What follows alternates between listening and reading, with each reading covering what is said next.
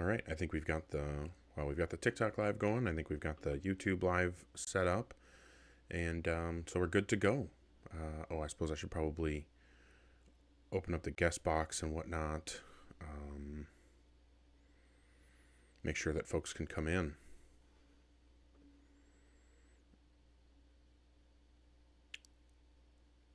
Okay.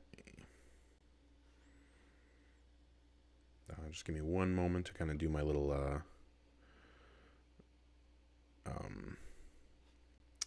maintenance stuff here, and then we can bring in our first guest. Just hoping that we can, like I said, have some good faith, linear conversations. Hey, thanks for the support. Oh, I, oh, I set that goal just thinking like, oh, I won't get anything, but it would be fun, and then just immediately knocked out of the park. Thank you, Hercules. That's fucking amazing. I sincerely appreciate the support. Okay. All right, so I got that done. Okay, fantastic. And yes, like I said, we'll bring up our first guest. I just ask that you are 18 plus and have some kind of argument or evidence that provides rational justification to believe in God. So it looks like our first guest is Modality. Hi, Yeah, can Modality. you prove the proposition that guy's fiction? Yeah, I'm 18. Okay, you are over 18. Yeah. Okay, and what God do you believe in? When you say belief, you give like a semantic reduction to that. What believe is just take something to be true. Like you have the mental state that you are convinced that the proposition is true. Okay, what's like the truth theoretic then?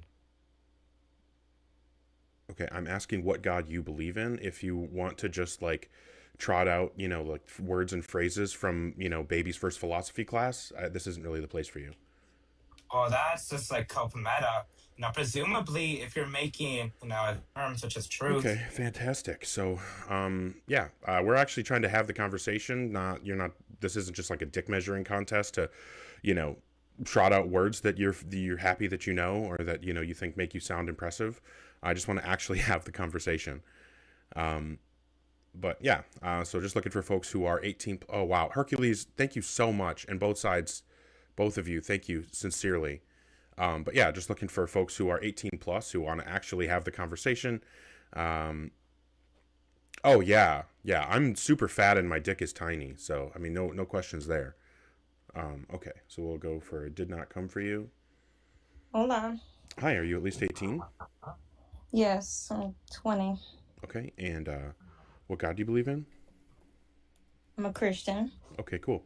And what would you say is the best argument or evidence that would provide rational justification to believe in God? The fact that we're here, because if God is fiction, then we're fiction. Because how else do we come about?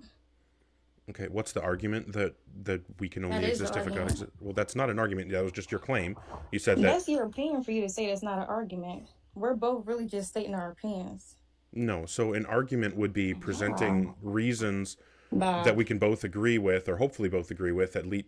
Oh, okay. Well, that's fine. If you didn't want to actually have the conversation, I appreciate you leaving.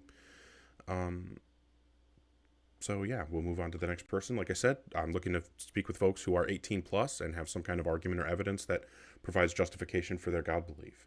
We'll talk to Joel, and then it looks like Southbound and Sammy. Hi, Joel. Are you at least Yo, yo, 18? what's up? Yeah, I'm 18. Okay. So, And what God what's do you believe in? I don't objectively believe in any God, Oh, to be okay. honest with you. Yeah, no problem. Like I said, just looking to talk to folks who do. So I appreciate you, and I hope you have a Oh, good one. okay. So like I said, we'll move on to I will move on to Southbound. Sorry, I got confused for a second there. I'm an old man, and technology stuff just gets me sometimes. All good, all good. Hi, Southbound. Are you at least 18? I am. Cool.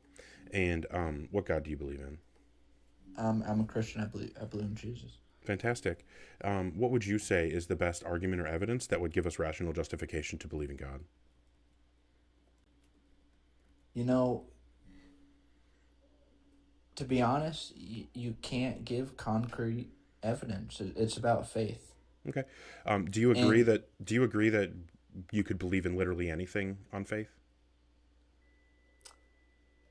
What do you mean? Give me like an example of like what to believe in. No, I'm asking, can you think of a proposition that I couldn't believe and just say that I take it on faith? Can you say it in a different way? Is there any belief that I would not be able to hold based on faith? Again, say it a different way. I'm not sure how else to say that. I'm sorry. I'm asking if you can name a position that would be impossible to say I take it on faith. Well, For example, the law of gravity, like there's No. concrete. no, I could believe in gravity on faith, right? Well, no, but there's concrete evidence. That's to that's support irrelevant. that. That has nothing to do with it. Is it possible to believe in gravity on faith? I mean, you could, but Yeah, there's absolutely. also So that was my scientific question. evidence. Southbound. My question wasn't, are there things that people believe without faith? My question was, can you name a position that you couldn't use faith to justify?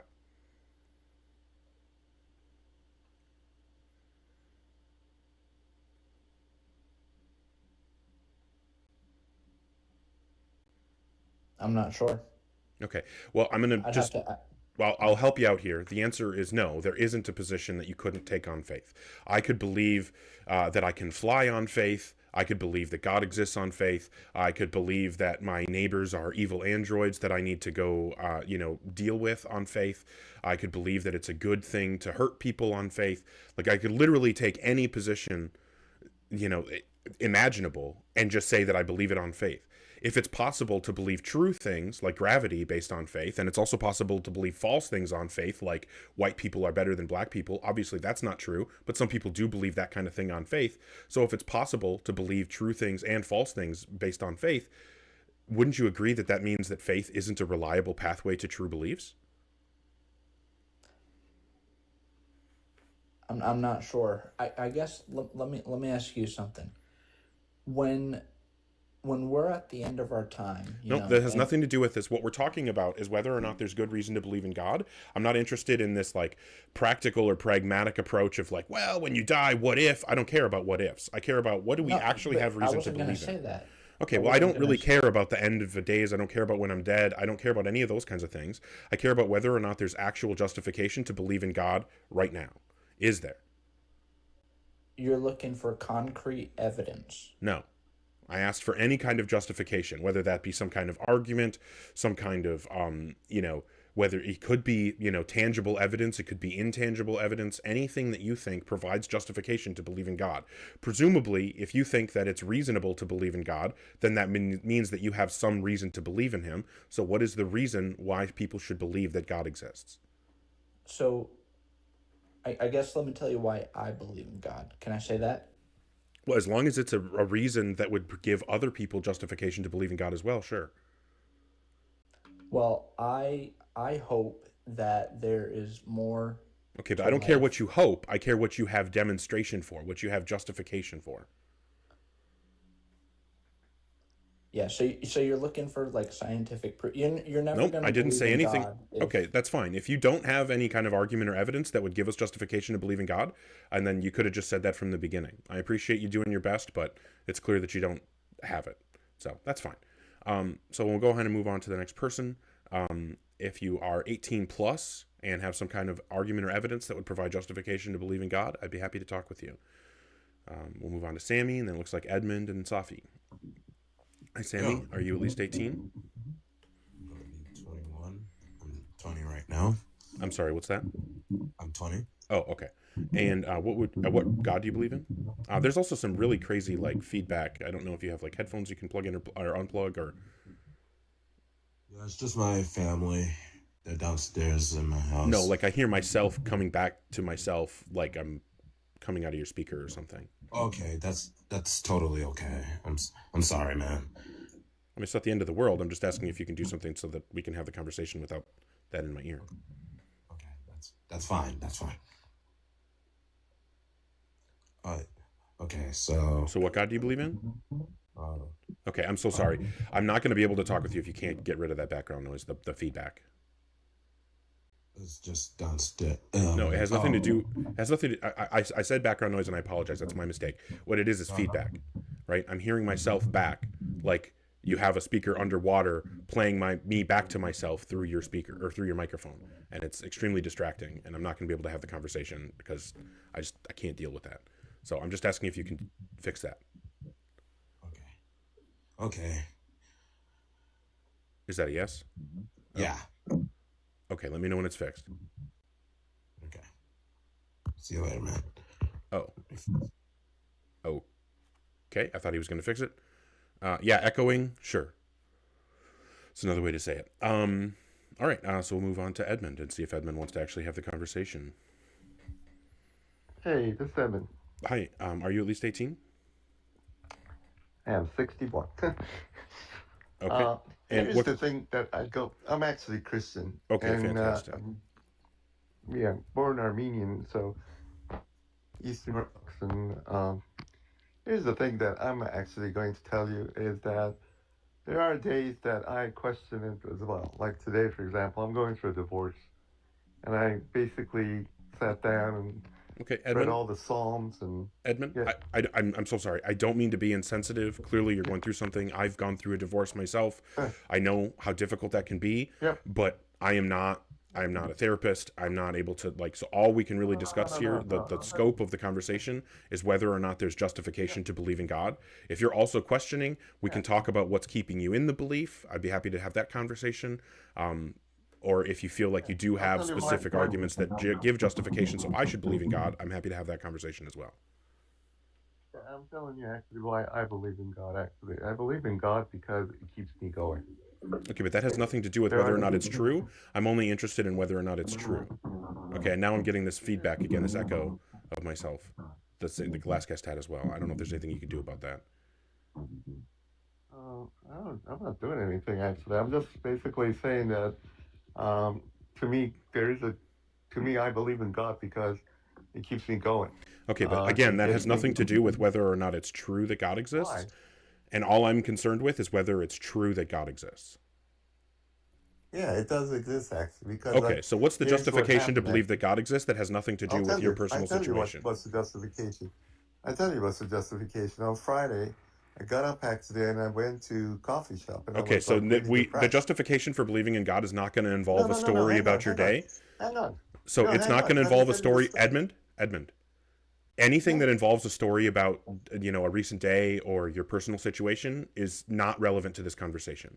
So what is the actual justification to believe in a God? I'll tell you what the justification is. The guys came and sat down in the coffee shop. Okay, fantastic. So obviously you don't have anything. If I ask the same question over and over again and you're not able to give a direct answer to a direct question, then clearly you're not ready to have this conversation. I am not here to listen to your personal testimony. I feel for people, like that guy clearly going through something. Like I said, I've been through a divorce myself. Obviously I'm a piece of shit, right? So my wife left me, my ex-wife. I can say great because I'm in a much better place now and happy with my life, but whatever. I'm the piece of shit. I got left. I've been through that. I know how hard it is, right? So I'm not saying that I'm not trying to be a dick, but that's not what this conversation is about. That's not what this live is about. Okay. So we'll move on to Safi, and hopefully Safi actually wants to have the conversation. Hi, Safi. Are you at least 18? Yeah, I'm 30 years old. Okay. And what God do you believe in? If that matters? I'm sorry? Is that matters? Yes. That's why I'm asking the question. I guess as the topic is God is fiction, so let's talk about the existence of God rather than saying what Okay, God so I'm asking you a direct question. If you're not able to answer direct questions with direct answers, then you're not able to have a serious conversation about a topic this heavy. So what God do you believe in?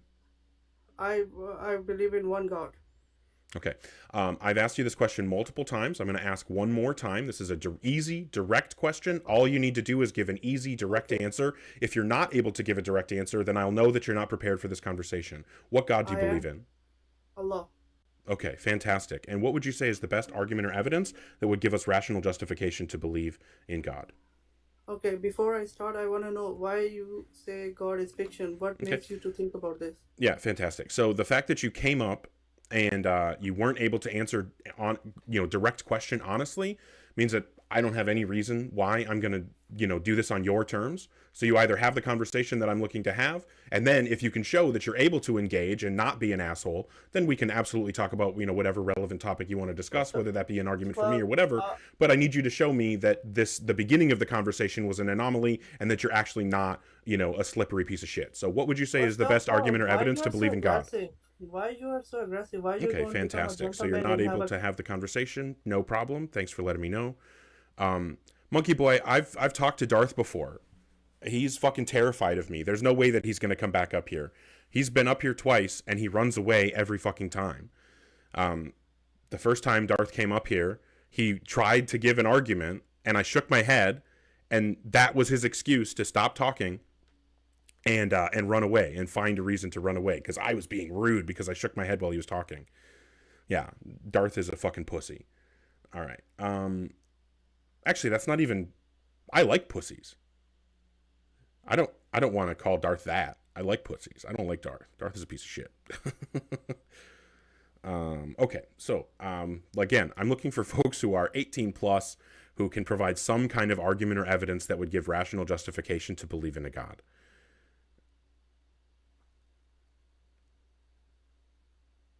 People are saying Darth destroyed my arguments. Darth never even listened to an argument of mine. Oh, Darth could never engage with any of my arguments. Anyway, again, I'm looking to talk to folks who are 18 plus and actually have some kind of argument or evidence for their position. We'll look at iEdit, Lou, and then F TikTok. Hi, iEdit. Are you at least 18? Yes, sir. Okay. And what God do you believe in? The God that is provided, capital G-O-D, that is the Christian God. Okay, and what would you say is the best argument or evidence that would give us rational justification to believe in God? Just the overall evidence of... Okay, you realize that I just asked you for the best evidence, so just saying the Bible itself. So just saying the evidence isn't evidence. So you understand that. Do you understand that saying evidence isn't evidence? The Bible itself. Are you able to answer direct questions? I said the best source of evidence is the Bible itself. Okay, I've asked you 2 direct questions and you have refused to answer them. If you're not able to engage in a back and forth and answer questions, then we're not able to have this conversation. Do you understand that when you're asked for evidence, responding with the evidence isn't providing evidence? And I corrected myself. So... Okay, so you're not able to answer direct questions. I'm genuinely going to, I'm going to give you one more chance, one more opportunity. I'm trying to be patient here. Do you understand that if I ask you for evidence and your response is the evidence, that's not actually presenting evidence? Do you understand that? Yes or no? Yes. Okay, fantastic. So now that we've gotten that out of the way, I don't know why it's pulling fucking teeth to get you to answer a yes or no question, but let's move on. What actually is the evidence? Like I said, the Bible. Okay, so if I tell you that the evidence for atheism is the Bible, are you going to become an atheist? Do you think that's a really good argument? That's a good... a good example of providing evidence for a view? What do you mean? If you asked me for the evidence for atheism and my response was the Bible, do you think that I would have made a good argument with that response? Well, you haven't asked any questions whatsoever about the Bible or the evidence. I already asked you to provide the evidence, and instead of providing evidence, first you said the evidence, which is stupid as fuck, and then I asked you again to make sure you understand that that's not how evidence works, and you said that you did, and then I asked again for the evidence, and you said the Bible. That's also not how evidence works. Like, for example, if you asked me what's the evidence that, the Earth is a globe, and I said something like science, well, that's not fucking evidence, is it? So if I'm asking you for evidence, your response is, if you actually want to have the conversation, your response should just be some kind of evidence, either a list of, a few different pieces of evidence, or preferably we can hone in on one specific piece of evidence that you think should be compelling. So I'm going to give you one last opportunity here. I'm going to ask you a direct question. If you're not able to answer with a direct response, I'm just going to take it as a concession and move on. What is the best evidence that would give us reason to believe God exists? Like I said, the Bible, and you haven't Okay, fantastic. Again, I said if you can't answer directly, I'm taking it as a concession. You decided to concede. Thank you. I will take that. We're getting a lot of easy W's tonight. Thanks, everybody, for the support. I really appreciate it. Okay, so we're going to try again. I'm just specifically looking to speak to people who are 18 plus, who are able to provide some kind of argument or evidence that would give us reason to believe in a God. That's all I'm looking for.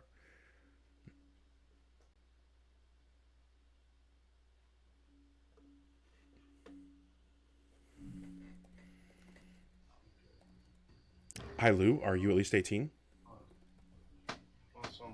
Be a police officer and go beat people up. Hello? Hello? What? I'm joking. I don't want you to be a police officer. Hello? Are you talking to me? Oh, okay. I don't know what was going on there. Must have been an accident. All right. So we'll move on to F TikTok.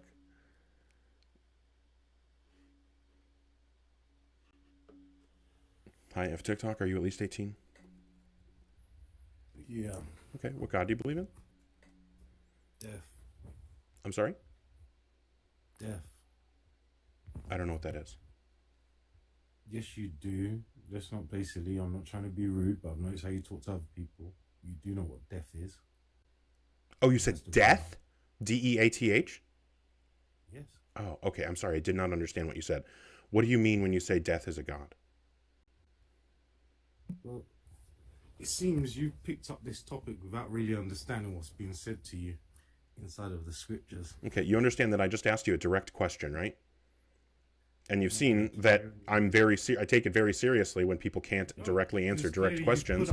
So what do you mean when you say that that death is a God? I'm even answering you and you're still speaking on God is fiction, and yet the Bible tells you. So I've asked you multiple times. I'm going to ask you this one more time, and just like the last person, if you're not able to answer a direct question directly, I'm just going to take it as a concession. Okay, fantastic. Yeah, absolutely. You can just crash out. That's fine. We'll move on to somebody else. I don't know why it's so difficult to answer questions. Okay, so we'll move on to, it looks like we have Aiden, Pilk, and we'll go from there. Hopefully we can actually have at least one conversation tonight.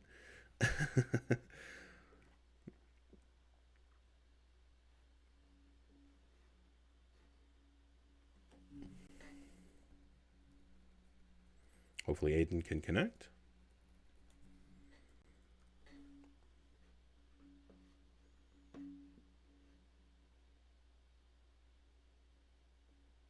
Aiden, no?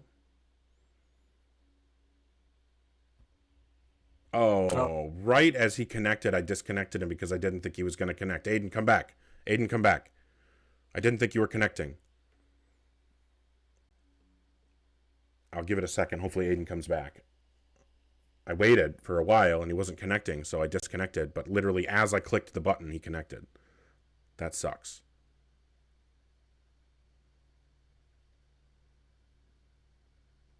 No, Aiden's not coming back. Damn, that's unfortunate. I did not mean to cut Aiden. That was bad timing. Okay, so I'm just looking to speak with folks who are 18 plus and have some kind of argument or evidence that would provide rational justification to believe in God.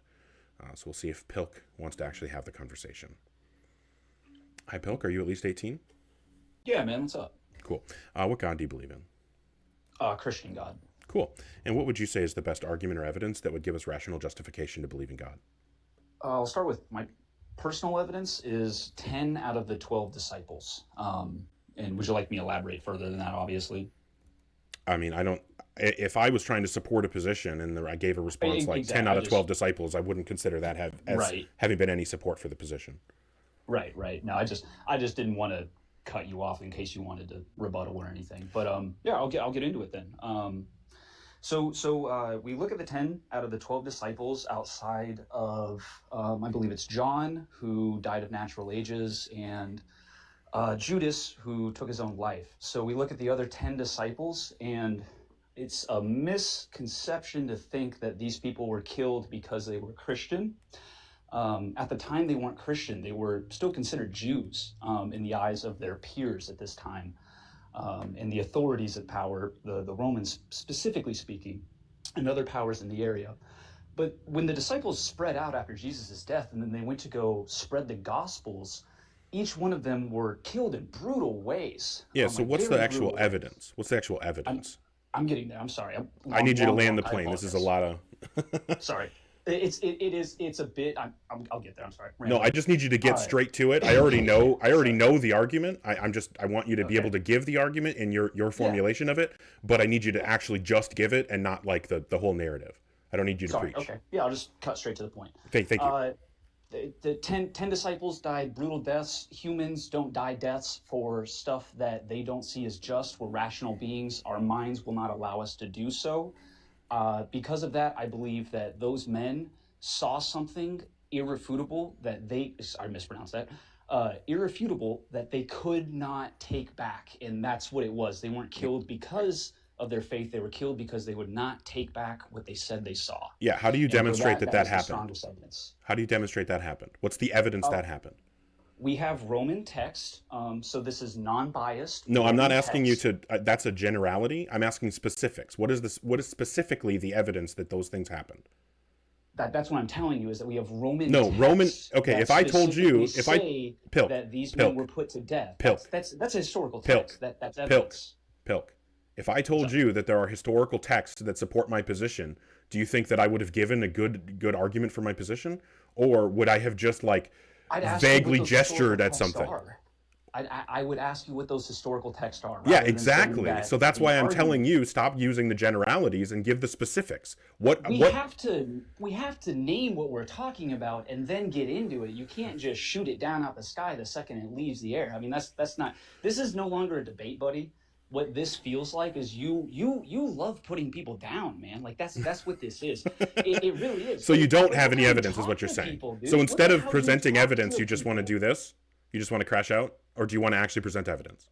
I just did, doggy. I just told you. Look up Roman historical text. Roman historical text. Oh my God, what a great argument. Premise 1, there are Roman historical texts. Premise 2, boo-hoo, let me cry. I don't like when people are mean to me. Conclusion, God exists. What a fantastic argument. Narcissistic beliefs and sit here and put people down. You're a fucking sociopath. Yeah, okay. I mean, it seemed like he was potentially capable of having a conversation, but unfortunately not. Candace, thank you so much for the support. I sincerely appreciate it. Thanks, Mikey. I appreciate all of you. Okay, so eventually we will actually get to have this conversation at least once. I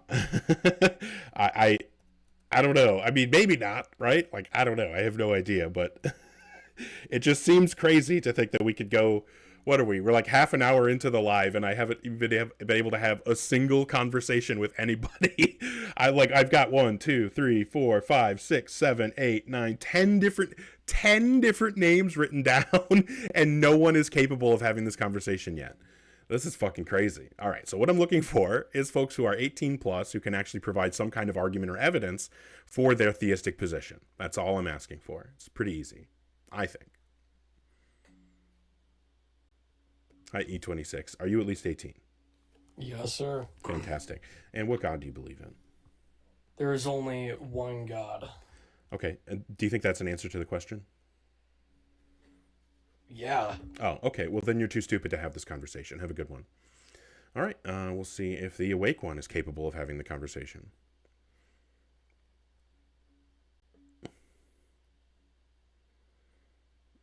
Oh, no. The awake one did not want to talk. Okay.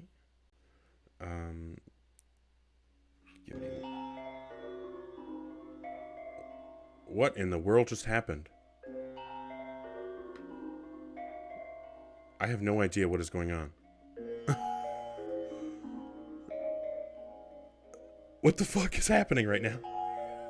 What is TikTok doing? What the fuck was that? I have no idea what that was.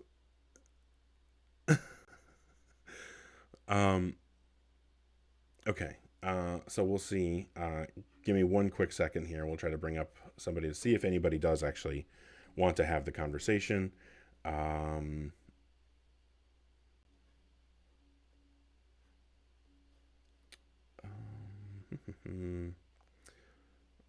Sorry, just trying to. No, that doesn't seem good. That doesn't seem good. Okay. We'll try Cookie Monster. If this is the same Cookie Monster that I've spoken to before, Literally, the last notes, or the notes that I have from our last conversation is literally just the word irrational. So I'm going to need you to do better this time. What God do you believe in? You're still Christian? God. Okay, fantastic. How you doing, bro? What's going on? I'm okay. Well, I mean, it's been half an hour and nobody is able to answer a direct question, so it's been a little bit rough, but hopefully you can fix it. I'll try my best. All right. I'll try my best. What would you say is the best argument or evidence that would give us rational justification to believe that God exists? Okay, I'm gonna do better. What did I have down last time? What did you have for me? I wrote irrational because apparently you were being irrational. I don't know what that means, but all right, I'll take your word for it. I don't know what it means either. That was all I had to write apparently after our conversation. Typically, I take notes on the arguments that people give.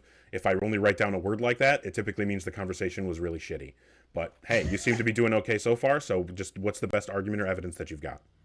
Okay, so my argument, best evidence, is just the overall fine tuning of the universe. Mm-hmm. Like all the physical qualities of the universe. For example, I'll give you a few. Like this is tangible stuff. You can research it. Like gravity strength. Like electromagnetic force, like all the particles in the world and how they make up people and how it's all like formulated after the Big Bang. Yeah, we'll start off with that. Okay, so it sounds like you're saying it's unlikely the world would be this way if God didn't exist. It is likely the universe would be this way if God does exist. Therefore, it's most likely that God exists. Yeah, I mean, like I know, like your counter argument to that is it's like causation with like causation. What is it? Correlation causation fallacy? No. Okay, well I know you're gonna say that. You're gonna be like, oh, like just because you don't have any other reason to believe it, you just can't assume it's God. But I guess you really can, you know. Do you just want to do the whole debate yourself? No, sorry. Go ahead. Okay. So I was just trying to make sure that I understand your position. So it sounds like my understanding typically with the fine-tuning argument is there's a low probability premise that naturalism doesn't expect the world to be this way, and a high probability premise that theism does expect the world to be this way, and then the conclusion being we should take the high probability premise and believe in God. The problem is that if we're saying that naturalism doesn't expect the world to be this way, then I would assume that we're talking about just like the bare fundamental naturalism without anything added to it. And with something like that, like the only comparable or the only way to do this honestly would be to then do the same thing on the theist side and say we're going to argue for bare theism. But I don't actually see any reason why under bare theism we would expect the universe to be the way that it is. Can you give any motivation for why we would think that it's likely for the universe to be the way that it is under bare theism, or are you adding extra commitments on top of bare theism? If you need me to explain what that is, I can. I don't want to be condescending. No, you're good. I guess like the way that I'm trying to phrase this argument is I don't believe that all of this is out of pure chance. I think there's obviously an intelligent design for all this to happen, because if there was nothing behind the scenes or there wasn't a greater reason for it, stars would not be able to form as they would. No, this is just restating your claim. What I'm asking for is under the I just need you to tell me, are you appealing to bare theism or are you appealing to the Christian God and all of his properties? I truly have no clue what bare theism means. Fair. But yes, I am talking about Christian God and his qualities. Okay. So then what I should be able to do, if you're saying not only does a God exist, but specifically the Christian God with all of the Christian God's properties of being all-knowing, all good, all powerful, of wanting a relationship with people, of the afterlife that exists, the commitments around Jesus's divinity, the Trinity, all of the other things that are involved with the Christian belief. Like if you get to add all of those commitments to your God belief in order to make the world likely under your hypothesis, then I should be able to do the same thing with naturalism. And I'll say like maybe under bare naturalism, just naturalism with no other properties added to it, maybe we wouldn't expect the world to be this way. I don't know, but even if I concede that, if I get to add the same number of commitments to my view that you did to yours, then I can make it really easy. Like what if I say, well, my naturalistic theory is I'm positing a naturalistic world that has an innate, inbuilt tendency to create a world like this. I'm positing a naturalistic hypothesis where we would expect gravity to be, where it is. We would expect the cosmological constant to be where it is. We would expect the strong nuclear force to be the way that it is. We would expect all of these things.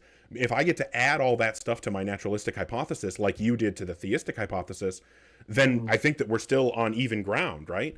So I don't see any reason why we should think that, because my opinion is, as far as I can tell, the priors, like if we don't know anything about whether or not a God exists, and we look around the world and all we see are natural things and we don't see anything supernatural, that means that when we try to think about the explanation for the universe, we should have a higher initial credence that the answer is going to be naturalistic, and a lower initial credence that the answer is going to be theistic, right, or supernatural.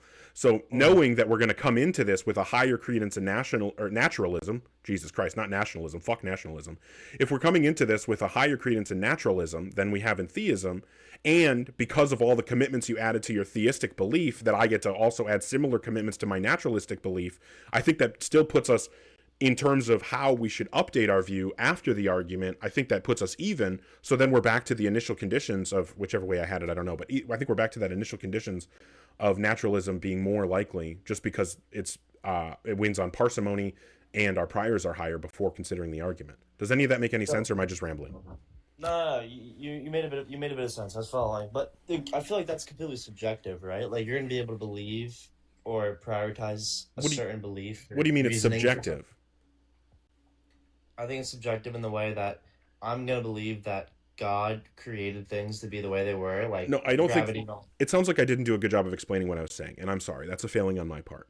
What I'm saying is, if we just start like from the most fundamental theistic view and the most fundamental naturalistic view, we would say, okay, the fundamental bare theistic view, B-A-R-E, I mean bare, is just there's some creator God exists. We don't know anything about any of its other properties. We don't know how powerful it is, how good it is, how much it knows. We don't know any of those things. It's just any God that created the universe. That's bare theism. And then bare naturalism would be, just there's a naturalistic world, but with no properties that would make us expect one thing over another from the natural world. That's where we could start. And since all of our other information in the world of when we've looked for answers to any other question, the answers that we've discovered have always been naturalistic, that tells us that our credence in naturalism going into this argument should be higher than our credence in theism, right? So if we're starting out from a position where we say, okay, we're more likely to, we already think naturalism is more likely than theism, and then we say, okay, under bare theism with no extra commitments, just some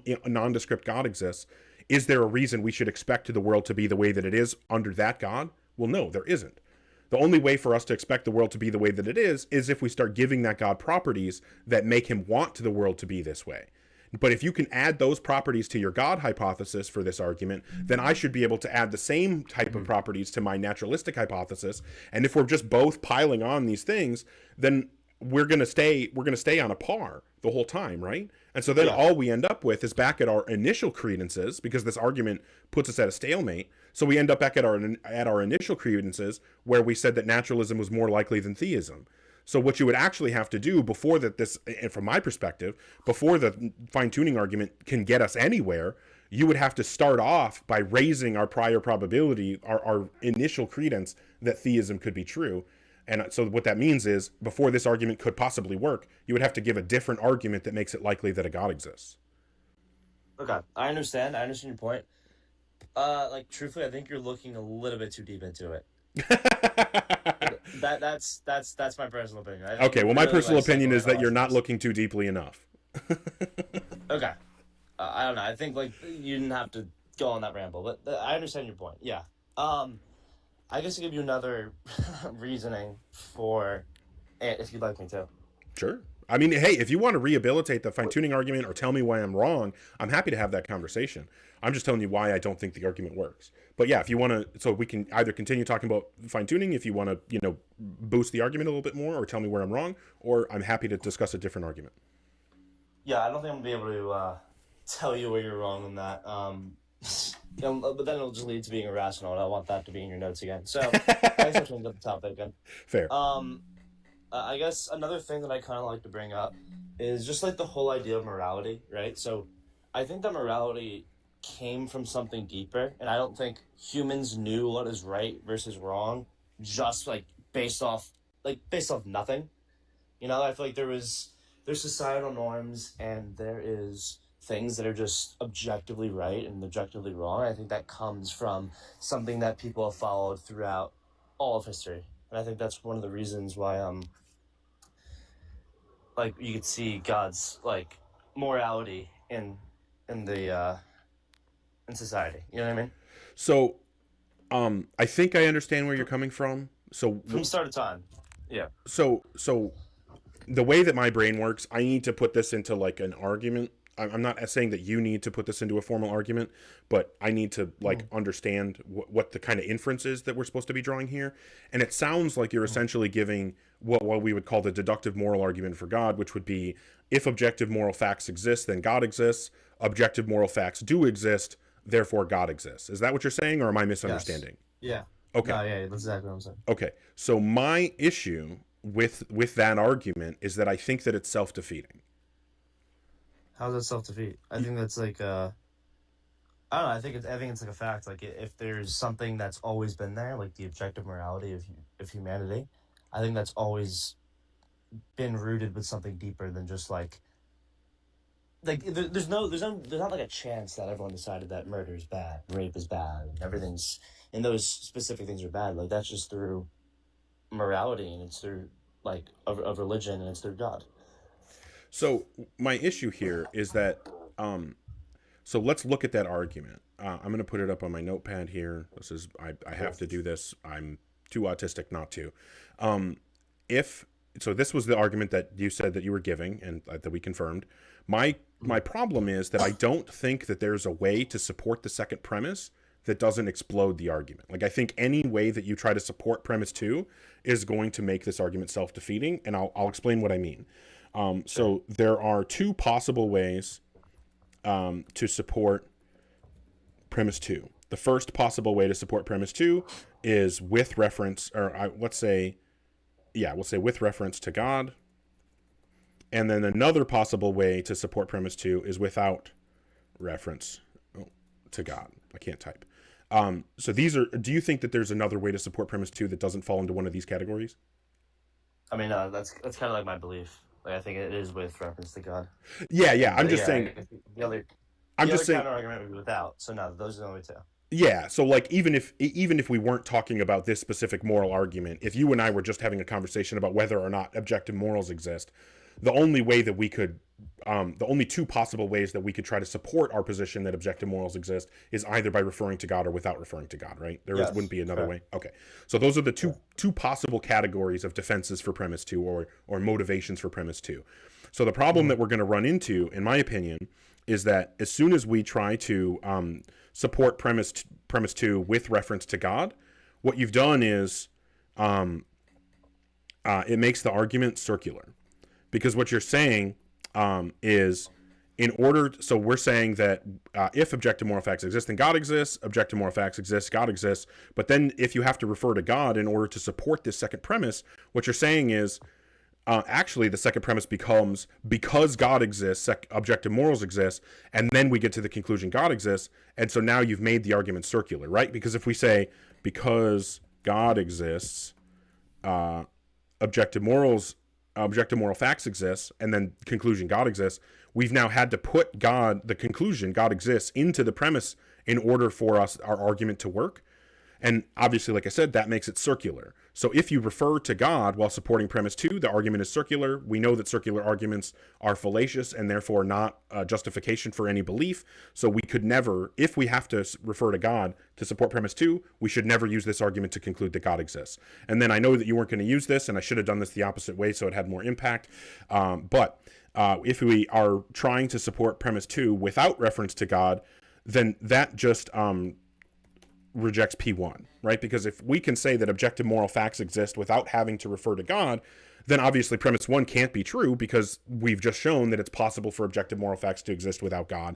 So we should not believe premise 1. So like I said, I don't think that there's a possible way to support the second premise of this argument without defeating the argument. All right. I mean, like, fair enough. Yeah. Okay. I guess you got a point. Okay. Yeah. Is there anything else that you want to discuss? Those are my two main points, but I'm gonna come back in like 20 minutes with another argument because I think I have a better argument I can cook up for you. All right, give it some thought and come back, and I cool. will. I will. Better than last time. I was gonna say I will make sure to put in my notes not irrational. Perfect. All right. I appreciate the conversation, Cookie Monster. Have a good one. You too. Hey, I'm doing it right now. Not irrational this time.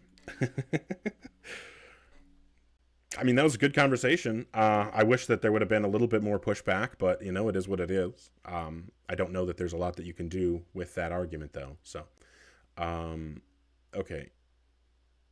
How do I, guys? I don't know how to do stuff in TikTok. Anyway, I don't currently have anyone requesting. So if you are 18 plus, Obelisk, that's exactly what it is. ChatGPT, load a better argument. Okay. I'm going to try to... Wow. Lupine, thank you so much for the support. Sincerely. You guys have been doing awesome tonight. I really, really appreciate it. Okay, we're going to try something.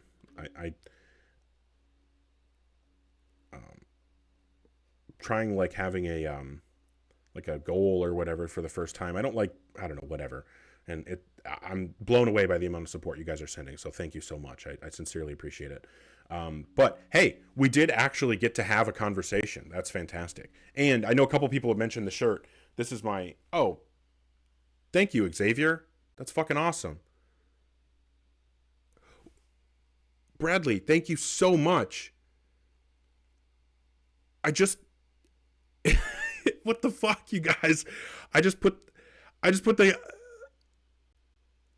what the fuck? Well, thank you guys. I'm genuinely blown away by the support. Thank you so much. But what I was saying, a couple people have mentioned the shirt. Gotta love Futurama. One of my favorite Bender quotes is when he's talking about, every time I said kill all humans, I would always say under my breath, except for one. Fry was that one. I love how much Bender and Fry love each other. But yeah, currently don't have anybody requesting. So if anybody is 18 plus and has any kind of, argument or evidence for God, I'd love to talk. Moon, no, I don't have any Star Wars shirts. You guys can hate me if you want to. I'm not really a Star Wars guy. I'm sorry. I don't know what to say. But I'm really, honestly, like a horror person. Like, you guys have probably noticed, I wear a lot of Xenomorph shirts because I fucking love the Xenomorphs. I love the Alien franchise. And I like horror movies in general. I'm so sorry, Moon. I'm so sorry. It's not that I dislike Star Wars. It's just not something that gets excited. That doesn't get me excited. That's all I can really say. Like, it doesn't, get me revved up. I think that honestly, what ruined Star Wars for me was Star Wars fans. I love Star Trek. Obviously the original series is amazing. And then, I love, Voyager, but the greatest Star Trek series of all time is TNG. Like, no question. Like I said, original series, so ahead of its time, in my opinion. I love it for all the things that it did. Oh, thank you so much, Cool Beans, for the support. Thank you so much. But I love the original Star Wars series for everything that it did. And then I also love Voyager because I think Janeway is such an amazing character and there's so many awesome things on that. I'm not a DS9 fan. It's not that I don't like DS9, or I should say, it's not that I dislike DS9. It's just, it doesn't have the like exploratory vibe to it that the other series have, like Voyager and TNG. So that's why I'm not a big DS9 fan. As far as like my favorite horror movies, somebody asked me about that. I don't know, what would I say right now? I just saw Obsession. Holy fuck, go watch Obsession. That movie was amazing. Somebody just said they just got out of Obsession. 9.5 out of 10. I gave it a 5 out of 5. I'm with you. Obsession was fucking fantastic. My girlfriend and I went to see it, and we both came out just like, holy fuck. Probably, this is going to be a weird answer, and I know that nobody else is going to say this, but probably my favorite horror movie of all time is the 2022 Hellraiser remake. And I know that that's a wild, deep cut, but I fucking love that movie so goddamn much. It is like the perfect Hellraiser movie. I love Hellraiser. I'm not a big Stargate guy, but I don't know a lot about Stargate. Maybe I need to check that out again. Yeah, Obsession was so good. Somebody asked about anime. I've never really gotten into anime. It's not that I have like an active distaste for anime. It just isn't something that really like grabs me. Maybe somebody will show me some good anime. I've never been into Malcolm in the Middle. like the Faces of Death was mid apparently. I can't say that I'm like stoked for Faces of Death. I want to see Hokum. Hokum just came out. Okay, so I don't want to keep talking about like sci-fi shows and stuff, but Doctor Who, I actually really only like one season of Doctor Who, and it's the first season when they brought it back with Christopher Eccleston. I thought that season was fucking amazing, and I just have never been able to get to the other seasons. Hokum 8 out of 10. Okay, I'll have to check that out. I've heard that it's good, but not as good as Obsession was. I'm probably gonna have to go see Obsession again. I never watched the Orville. I've never been like a huge like, I don't know, that's just not the kind of comedy that I like. But okay, back on focus. The point here is to discuss whether or not God exists. Maybe this will get somebody to come up here. Let me throw an argument up. This is an argument that I really like. And we'll see if anybody wants to bite on this one. When I talk about a God, what I'm talking about is personal ultimate foundation to reality. That's what I'm talking about. Like an ultimate being that grounds everything else in reality. A personal ultimate being that grounds everything else in reality. I'm saying that doesn't exist. And here is an argument that I like. So from the concept of God being a personal being, God has a mind. I don't think that we can, like, if it doesn't have a mind, it's just a natural process and it doesn't have a God, or it doesn't have a God. It's not a God if it doesn't have a mind, in my opinion. So, like, I don't understand what a God concept without a mind could be. So, God has a mind. That would be premise 1. I think that's pretty easy to accept. Premise 2, minds obviously have mental states, and the only two options for mental states of a God would be that of minds in general. The only two options are either a mind has one unchanged, or it has changing mental states, or one unchanging mental state, right? It's not, so minds have to have at least one mental state, but some minds have more, like ours have more. Premise 3, change only occurs in time. This is because time is the measurement of change, right? Time doesn't exist. Change doesn't exist. If change doesn't exist, time doesn't exist. So change only occurs in time. We know that God must exist outside of time. Any God that created the universe could not exist in time, as time is in the universe. So again, it is not possible for God to be inside time. If God is in time, God doesn't exist. So God exists outside of time. So then our first conclusion from these first 4 premises is going to be that God only has one unchanging mental state, right? If it's only possible for minds to have multiple or only one mental state, and God can't change because he's outside of time, then that means that the only option for his mind is that he has one unchanging mental state. Acting upon your will changes your mental states, right? Like I have to go from the mental state, I intend to carry out my will to do X, and then a subsequent mental state, I have carried out my will to do X, right? So if I act on my will, or if any agent acts on their will, it requires a change in their mental state as part of that process. So then our second conclusion is going to be, because God's mental states can't change, and they would have to change in order for him to act on his will, God cannot act upon his will. Then, if God can't act upon his will, then God wouldn't have been able to create the universe. However, if God exists, he did create the universe. So this last part here is just modus tollens. If P, then Q, not P, therefore not Q, right? If God can't act on his will, or excuse me, I'm wrong. It's modus tollens between, well, kind of. I mean, this is like, if P, then Q, this says not Q, therefore not P. So, but yeah, anyway, so this would be an argument that would get us from God having a mind to God not possibly being able to exist. But I think we can finally have a conversation. So we'll bring up TB and hopefully have a good conversation.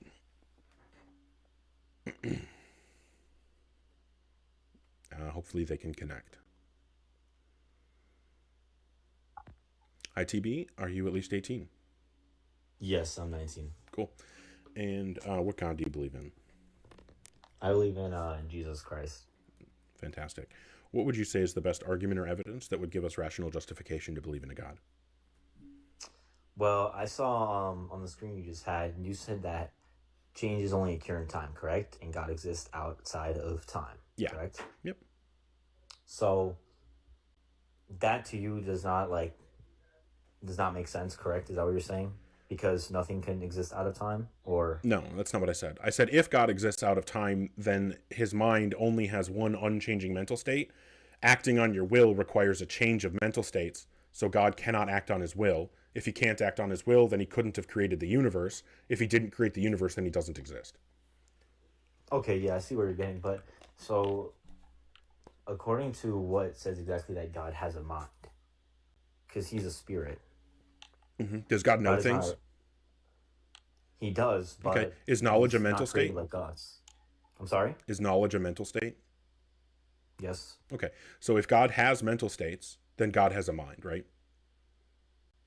Well, not necessarily, because that's how we were created, not how a God is. You're saying That is, you're saying that God has mental states but doesn't have a mind? in his sense. Okay.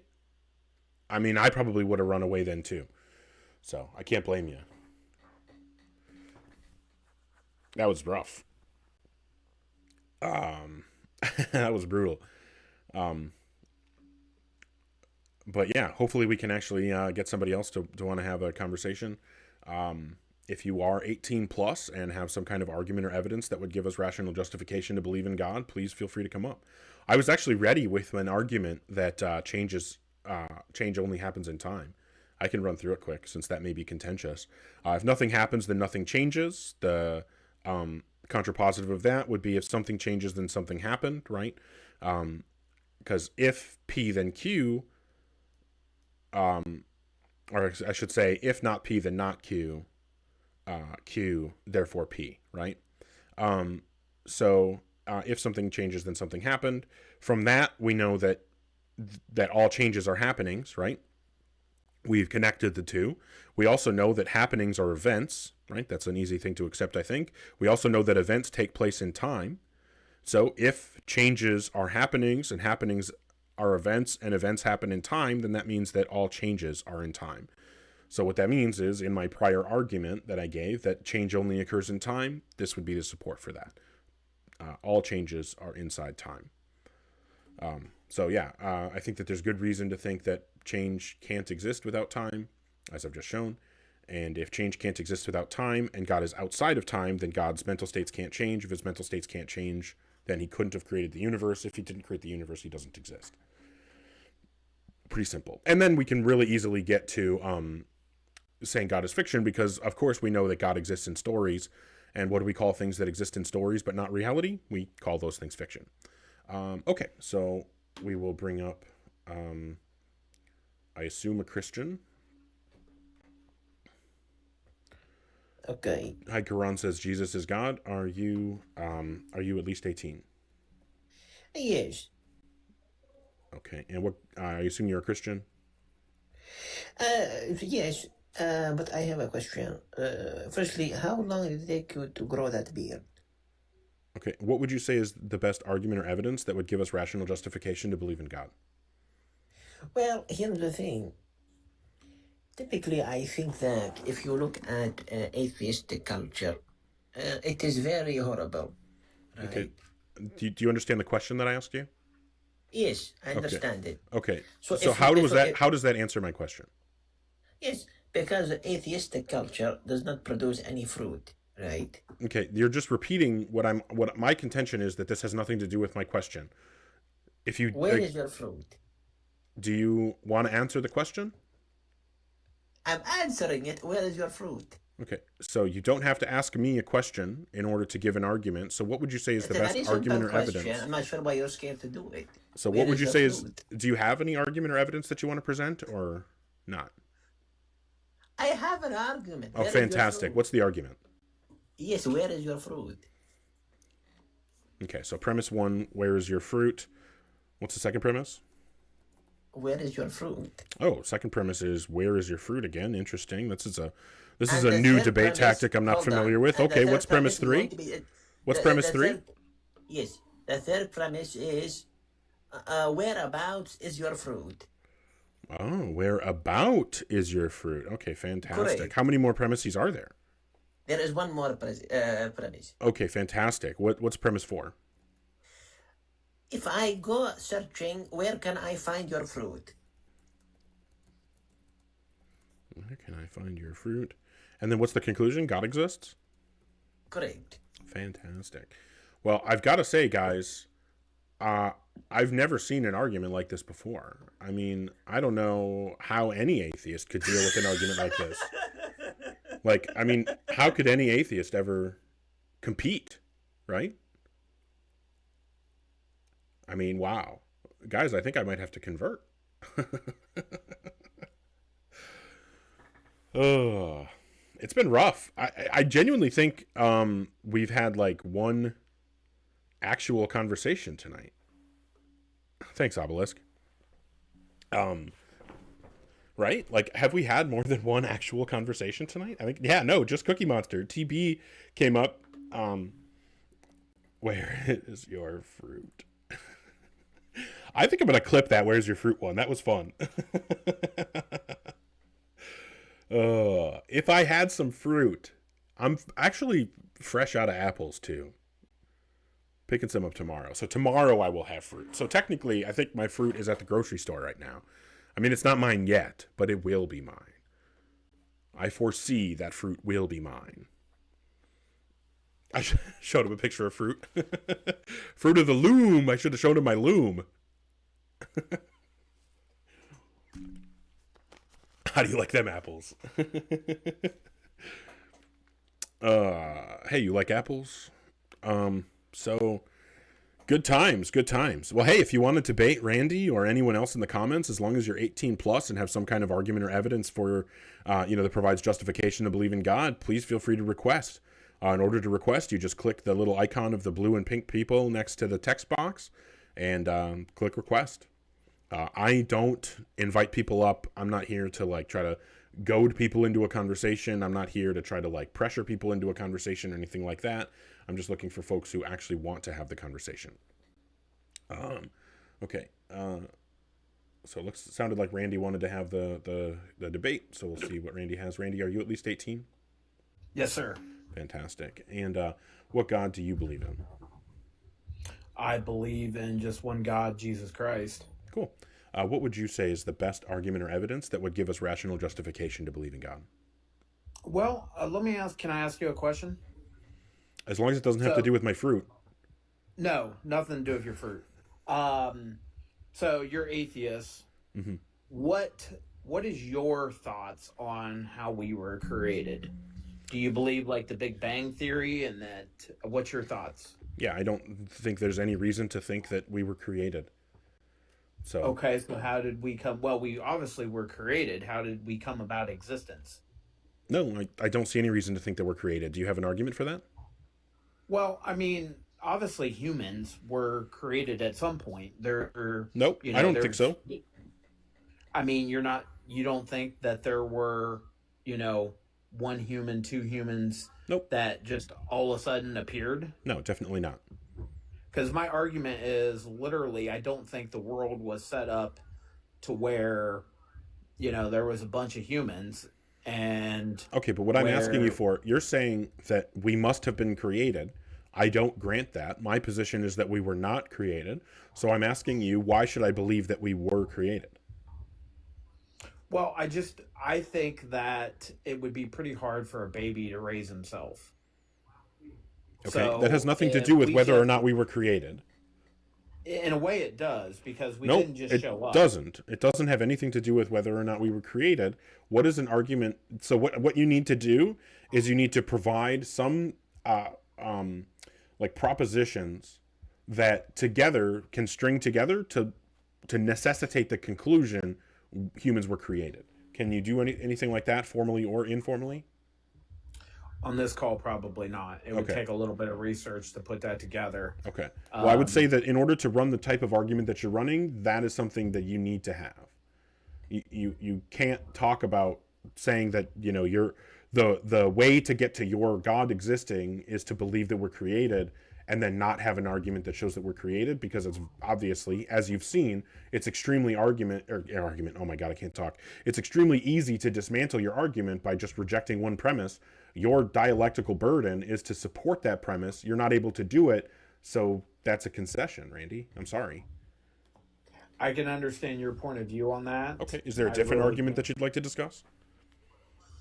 Um, well, you'll probably bunk me on this because I don't have all the facts, but I mean, I know there are situations and circumstances that were written in the Bible that have come true before those circumstances were ever, basically out there. So basically, years ago, things were read in the Bible that this would happen, and it actually happened.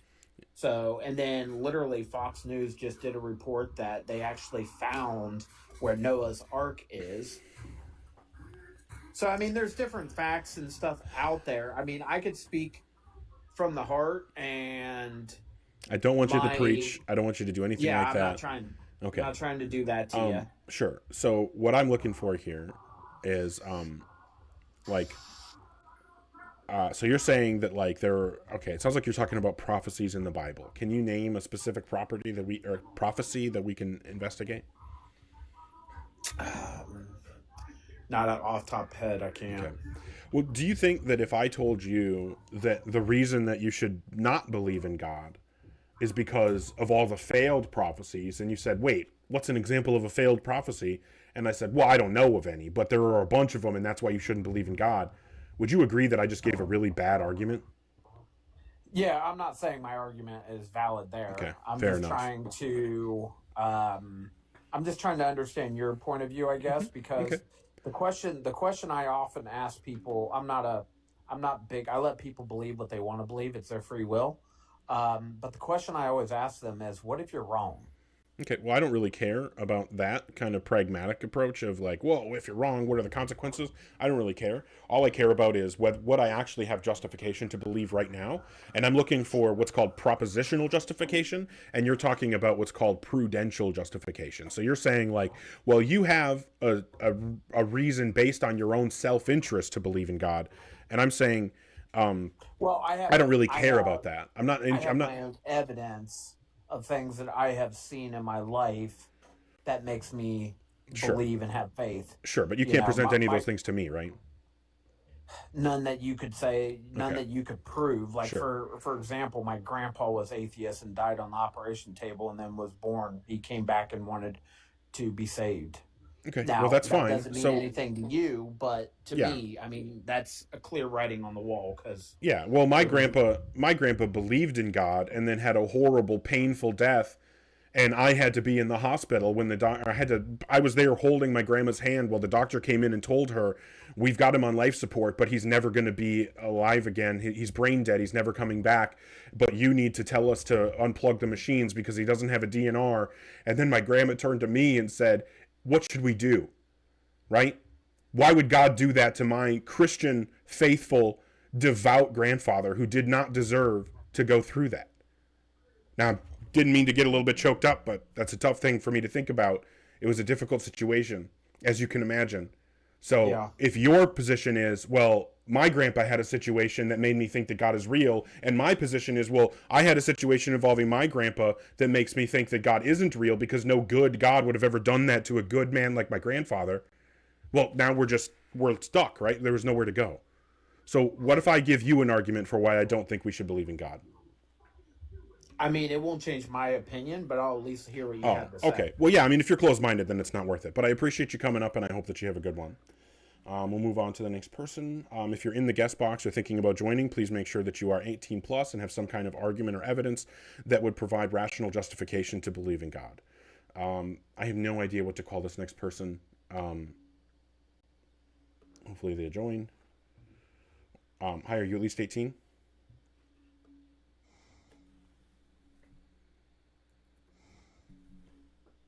Do you want to have the conversation? Okay, fair enough. Oh, both sides, thank you so much for the support. I appreciate it sincerely. Thank you. Well, I agree that it's unlikely anybody will actually provide rational support for God, but hey, maybe it'll happen. You know, I was about to say crazier things have happened, but no, they haven't. But we'll see if E wants to have the conversation. Hi, E, are you at least 18? What's up, brother man? Are you at least 18? What's that? Are you at least 18? Yeah, I'm 34. Okay. What God do you believe in? Me, I believe in Jesus and the Lord. Fantastic. What would you say is the best argument or evidence that would give us rational justification to believe in God? Well, a person that doesn't really believe in God, man, I mean, I can't sit here and just like throw the Bible at you. I mean, that'd be kind of rude. You know what I mean? So, I mean, my justification for God is definitely on the scientific level. Mm-hmm. Now, science, we've observed atoms for a fair amount, right? We know that atoms don't just form random objects, even living life on its own. Like, you know what I mean? Just out of nowhere, like poof, that would be magic. You know what I mean? We do know that chemistry. We do know that chemistry happens without. Alchemy. Are you able to hear me? Are you just ignoring me, or? Yeah, I can hear you. Okay, we know that chemistry happens without external intervention, right? Yeah, of course, but that's Okay. the mixture of chemicals and atoms and stuff like that. That's the same thing. That's like a chemical soup, right? No, what I'm saying is that like chemical reactions can happen without any intelligent intervention, right? Yeah, of course, but Okay, I'm saying fantastic. is one human Since body chemical has reactions can 7 happen without trillion since atoms in it. excuse me, E. Since chemical reactions can happen without intelligent intervention, then and we have very, very strong evidence that the building blocks of life occur naturally all over the universe. I mean, we find amino acids on comets and asteroids, for fuck's sake. So if we know that the building blocks of life are naturally occurring, and we also are aware of the conditions of the early Earth and how they would have been conducive to the formation or to the chemical processes that could have formed life, it sounds like we have pretty good evidence to think that it's possible, at least, that life could have come about through natural processes. If your argument relies on the position that life couldn't have come about through natural processes, then you have to demonstrate that it would be impossible. No, I'm just saying is that somebody put it there to begin with. Yeah, that's the claim. What's the support for that claim? You have to I show mean, that it's impossible really for it to any self-assemble. evidence for that. I mean, our planet alone is what, like 8.3 billion Okay, so years do you old? have a piece of evidence or no? I mean, atoms that we've observed within Okay, so our you're lifetime, just restating your claim observing again. atoms, E, do you understand the don't difference just between form E? random Hello? shit from Hello, nowhere. E. Hello? Can you hear me? We would be able to just spawn in just Okay, so if you random can't gold hear me, bars. then I don't know why we would talk. Are you able to hear me? Yes, I can hear you. Okay, so I need you to stop talking when I'm trying to cut in because you're not It's talking about the magic, though, is topic. what you're saying. Okay, fantastic. So you don't want to actually have the conversation. No problem. Not going to keep you here. Nobody, yeah, exactly, Lupine. Nobody is saying that atoms randomly form objects on their own. We know that chemistry happens without, intelligent intervention. If chemistry can happen without intelligent intervention, then we don't have any reason to think that intelligent intervention would be necessary for chemical reactions, right? I mean, that's all it means. Thank you, Peacemonger. Thank you. I really, really appreciate everybody's support tonight. This has been honestly kind of blowing me away. So I really appreciate everybody. Thank you. If you are in the guest box or thinking about joining, I'm just asking that you are 18 plus and have some kind of argument or evidence that would provide rational justification to believe in a God. And we'll move on to, it looks like the next person is Gaddit and then Shaddy. Hopefully be able to have good conversations with both of them. Thanks, Sway.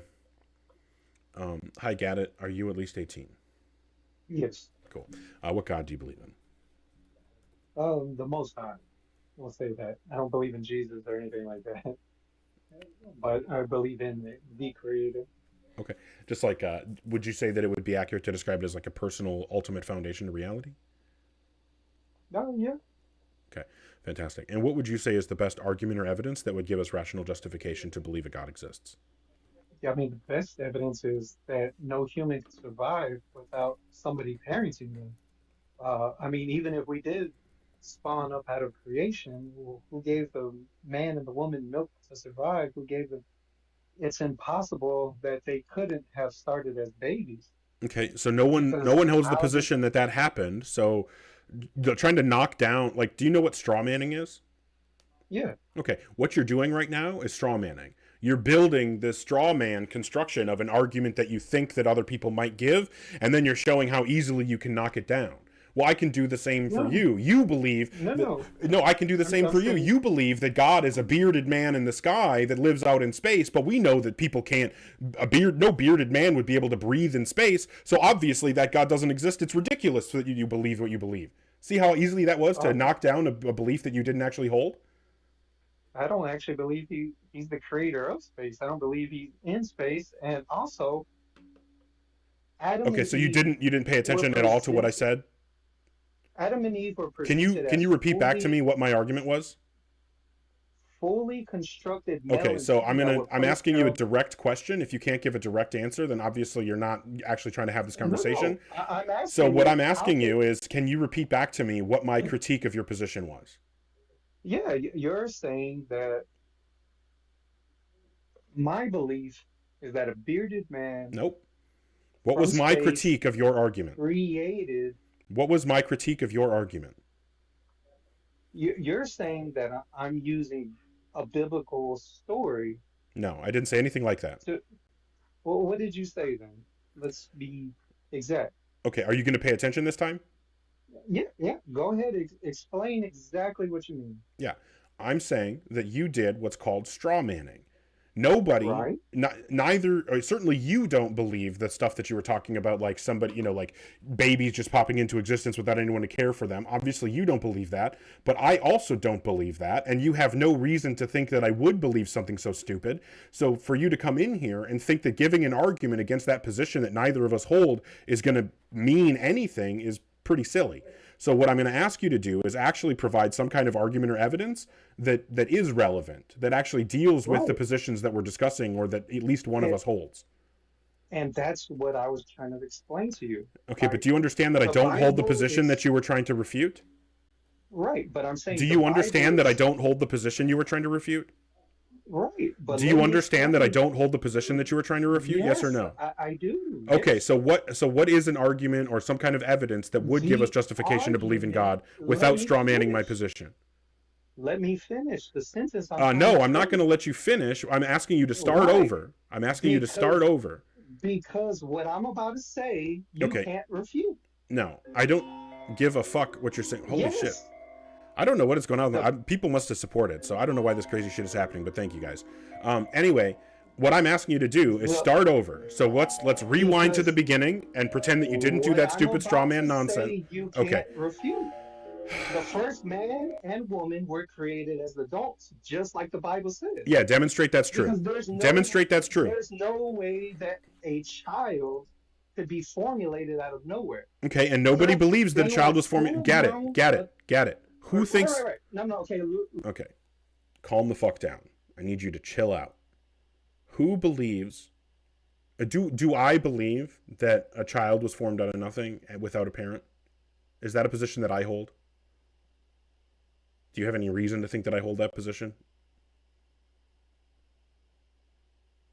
You can unmute yourself and respond. Do you have reason to believe that I hold the position that you're talking about?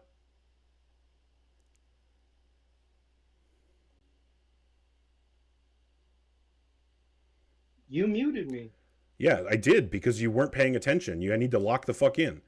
Do you have reason to believe that I hold the position that you're talking about?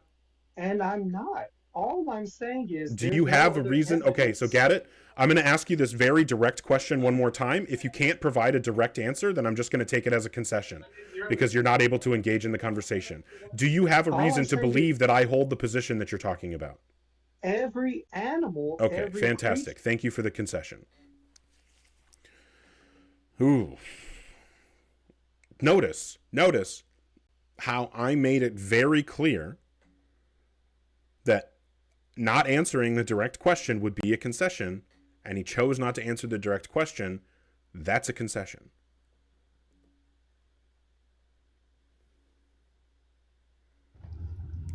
Graced with the presence of Lobes. How's it going, man? Hey, happy to be graceful. Yeah, people cannot lock in sometimes. Direct questions are hard. It's been brutal tonight,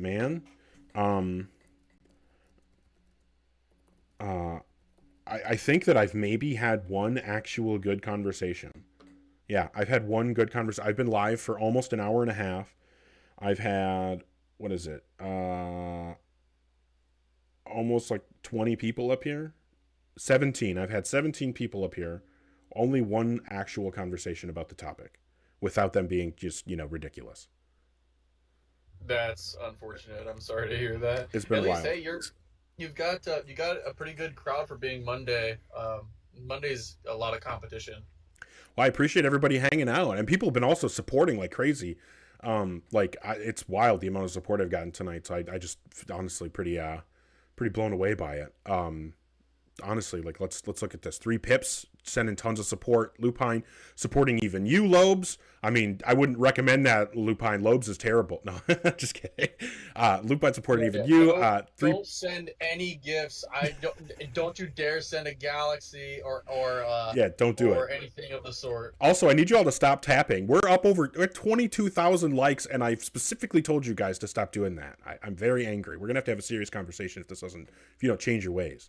But yeah, I mean, Bradley Cooper supporting Peacemonger, you, 3 Pips, more Peacemonger, both sides, Hillbear, Sway, Cool Beans. Like, it's been wild the amount of support tonight. Xavier, it's just been Hercules started out the live with a ton of support. So W for the chat. Thank you so much.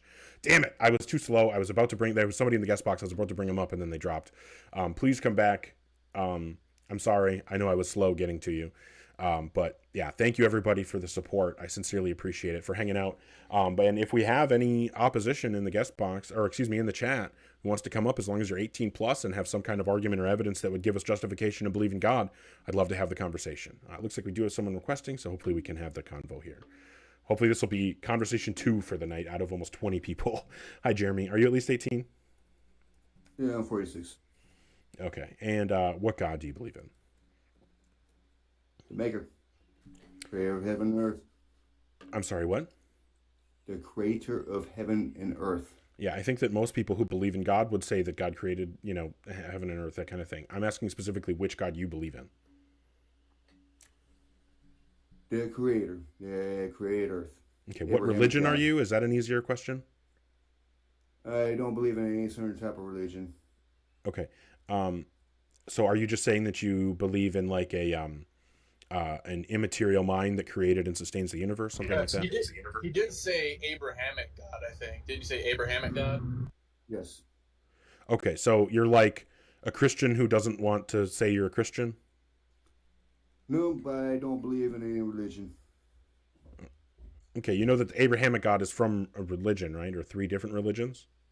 Yeah, I just don't claim any religions. I believe in a relationship. Okay, so you're like a Yahwist, maybe? Something like that, whatever that is. Okay, do you believe that Jesus is the Son of God?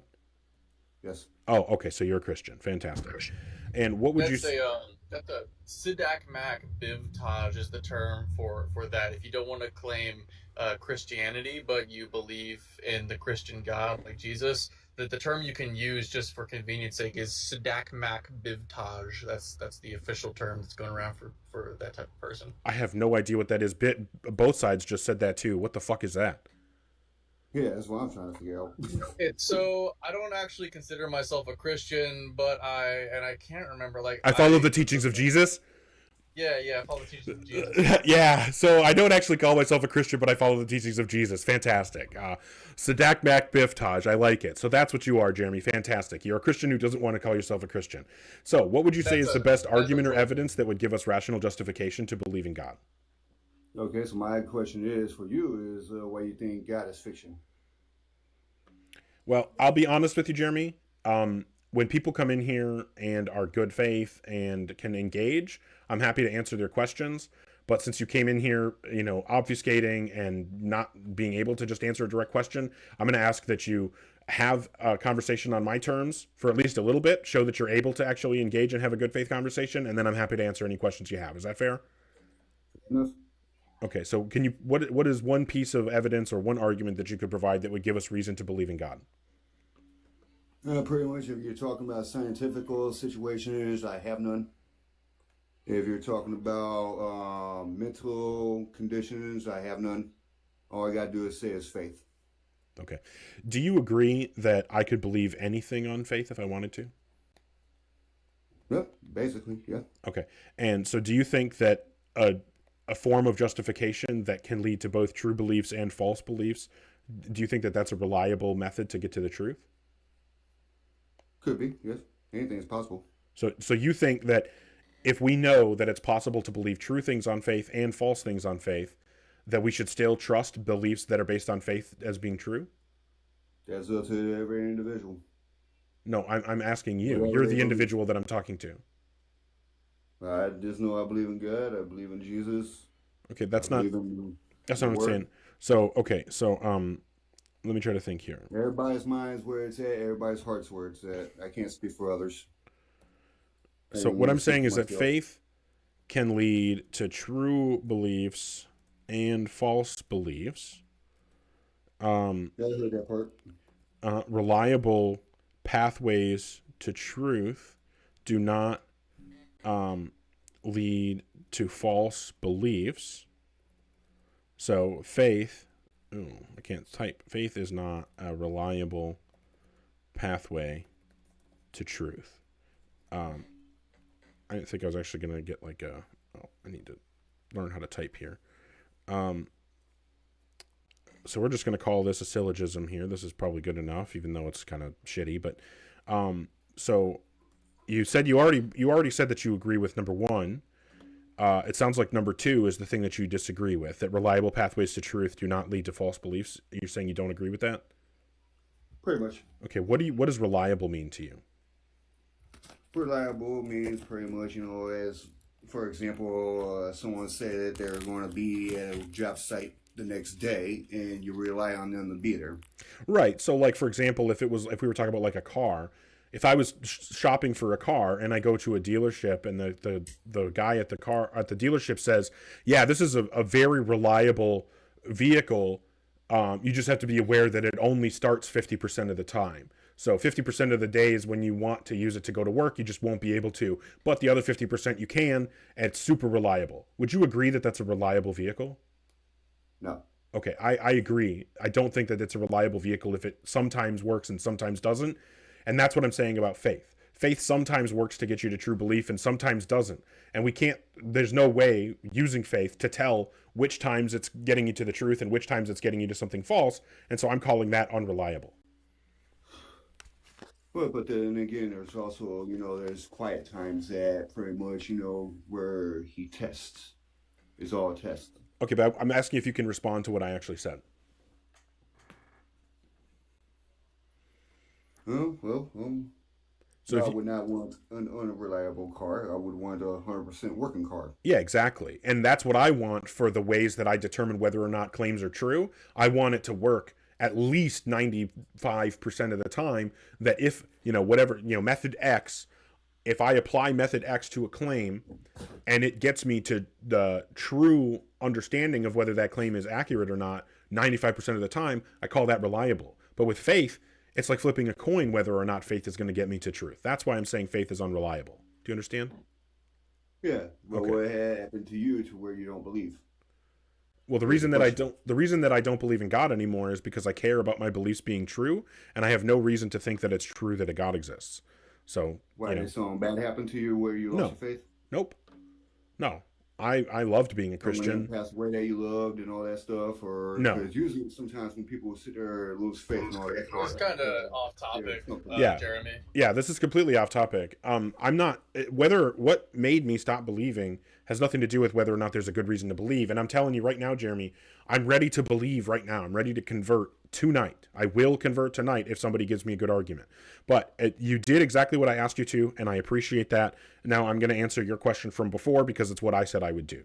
So I'm going to give you an argument for why I don't believe in God. Do you still want me to do that? Yeah. Okay, fantastic. Fantastic. So I'm going to go through premises here, but I'm going to go through them one by one. If you disagree, we can just talk about it and see if maybe I went wrong somewhere, okay? Okay. Cool. So we're going to say, premise one here, God has a mind. Do you agree that God has a mind? He's a spirit. So does God have knowledge? Yes. Okay. Lots. And do you agree that knowledge is a mental state? Depends. Is it possible to have knowledge without having any mental states? Yes. Okay, how is that possible? That's where science comes in. Where what comes in? That's where scientific arguments and all that stuff come in. Yeah, so what is the scientific argument that would make me believe that it's possible to have knowledge without having a mental state? That pretty much is a complicated question. That's a complicated situation. Okay, it's your position that it is possible to have knowledge without having a mental state, so I'm asking you why we should believe that that's the case. Because pretty much that's when power comes in. Do you believe in a higher power? No, I don't believe in any gods. I'm asking you to support the position. Jeremy, I'm asking you to support your position that it's possible to have knowledge without having a mental state. Pretty much you can add, even bugs have knowledge. I'm sorry? Even bugs have knowledge. All No, creatures books- have knowledge. Even mountains have knowledge, but No, mountains- they don't. When I say have knowledge, I mean know things. Mountains don't know things. Books don't know things. Books may contain information. Mountains have lots of things going on them, most of them anyway. But that doesn't mean that they have knowledge, that they know things. When I say God has knowledge, I'm saying God knows things. Does God know things? Yes. Okay. Is it possible to know something without having a mental state? Yes. Okay. How is it possible to know something without having a mental state? Because he's God. Okay, Can do so that's anything. not an answer. How is it possible to know something without having a mental state? Because he's a spiritual being. Okay. What about him being God allows him to have knowledge without having a mental state? Because he has the power. Well, Jeremy, it sounds like you were actually, like, to my surprise, being really, good faith and engaging previously. But I mean, I got one premise into this argument and then you just completely stopped actually engaging. So I'm going to ask this question one more time. I'm asking a very direct question. If you're not able to give a direct answer that actually addresses the question, I'm just going to take it that you agree that you don't have an argument here and that you lose the argument, right? You lose the debate. So what is the reason why Lobes and I should believe that it is possible for a being to know something without having a mental state? All you gotta say is you just gotta have faith. Okay. That's all I base my life on is faith. All right. Well, I agree. Thank you for the concession. I agree that you don't have an argument. I hope you have a good rest of your night. I don't know where to go from there. It's frustrating because he doesn't understand what happened just now. Yeah, that is very frustrating. Holy shit, guys. We're at like 32,000 likes. I don't know if I've ever had a live get 32,000 likes before. This is fucking insane. Thank you everybody for the support. Like, I'm genuinely blown away. I saw Raw Soul in the comments asking me to debate him. The guest box is open. I mean, I don't know what yeah, Bradley, stop liking. I need you to untap the screen. Yeah, no tapping the strip because the last thing we want is to be on the FYP everywhere. Yeah. So the more you tap on the screen, the more that happens, and that's just not good. No, and if you share it, then this isn't like the small tight-knit group that we have now, and we want to keep it that way. So stop sharing, okay? So what the fuck? 3 pips. Thank you so much. Holy shit.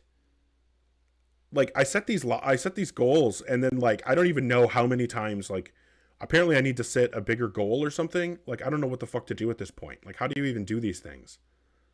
You need to quit with the achieving the goal because TikTok likes seeing streams get monetized. It's like, oh well, they're spending money in this live, so let's push out to more people. So what the fuck? We don't want 1 million people to see this. Yeah, quit it. In fact, somebody needs to leave. We're too close to 100. Somebody Get the fuck out. Oh, all right. Well, whatever. I do appreciate everybody's support. Jokes aside, it's fucking crazy. Tusk, what the fuck, man? Just can't listen. Peacemonger, thank you so much. Holy shit. So I ran that argument earlier.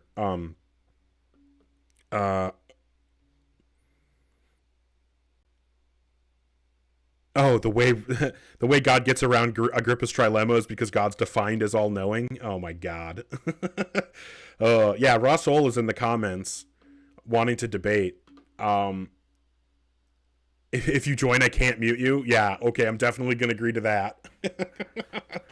No, last time Ross Ole came up here, I tried to have the conversation, and when I asked a question, the response that he gave was, "What's the argument I should answer your questions?" So, like, yeah, if you want to come up and have a debate, Ross Ole, I'm happy to have a debate, but you have to actually, have a debate. You have to actually answer questions when you're asked questions. If you're not able to... Some people are saying that he should drop the R from the beginning of his name and just go by asshole. Fair enough. Yeah, exactly, Hercules. Russell doesn't want to go into a debate unless he already has an escape hatch. He's too scared to actually defend his position without an escape hatch ready to go. He needs to have it set up ahead of time. Obelisk, if you have that recording, I'd love to see it, honestly. Like, I think that would be funny. It wasn't in, like, I listened to the debate, well, quote unquote debate that Russell did with Ian. That was a joke. But, yeah, a DNA. We are DNA. You're 100% right. Rotroll got completely demolished by Ian. It was, and I mean, Ian's very good at what they do, right? I'm not surprised, but even having a little bit of experience with Russell, I didn't expect it to be that brutal. I don't know if you've seen that debate, Lobes. I watch Ian pretty frequently, but I don't know that I saw Russell go. Was that today? No, it was like yesterday on Monkey Boy's YouTube channel. It was in a Discord, in Monkey Boy's Discord. And the whole conversation was Ian like asked a question, and then Russell said that the question begged the question or something like that. And then Russell absolutely refused to engage and just ran out the clock for the rest of the debate, and then just completely like just dodged the entire debate. Like his whole debate tactic was to just run out the clock.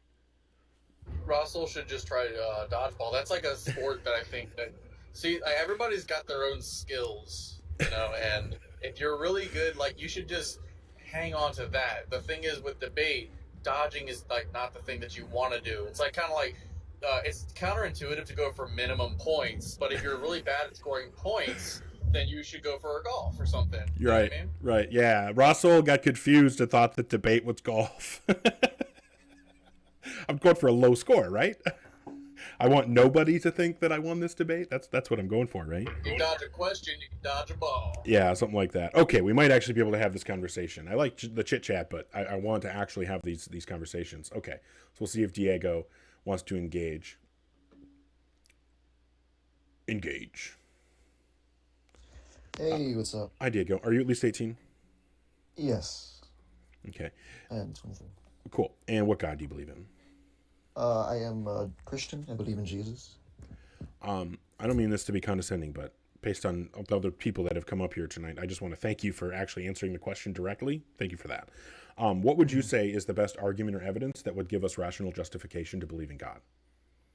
So, just to reiterate, just with the question, because it's a little hard for me to understand a little bit. Okay. You're asking for like specific, like empirical evidence? No. Or I mean, you could give empirical evidence if you want to, but I'm just asking for any evidence or argument. And I mean, you could say that arguments are evidence, so any evidence. Okay.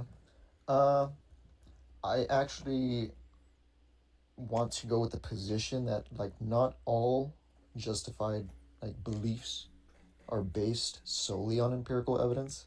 So Yeah. kind of like saying No, I agree. God's existence. Yeah, there are lots of God's justified beliefs that are based on philosophical arguments. That's fine.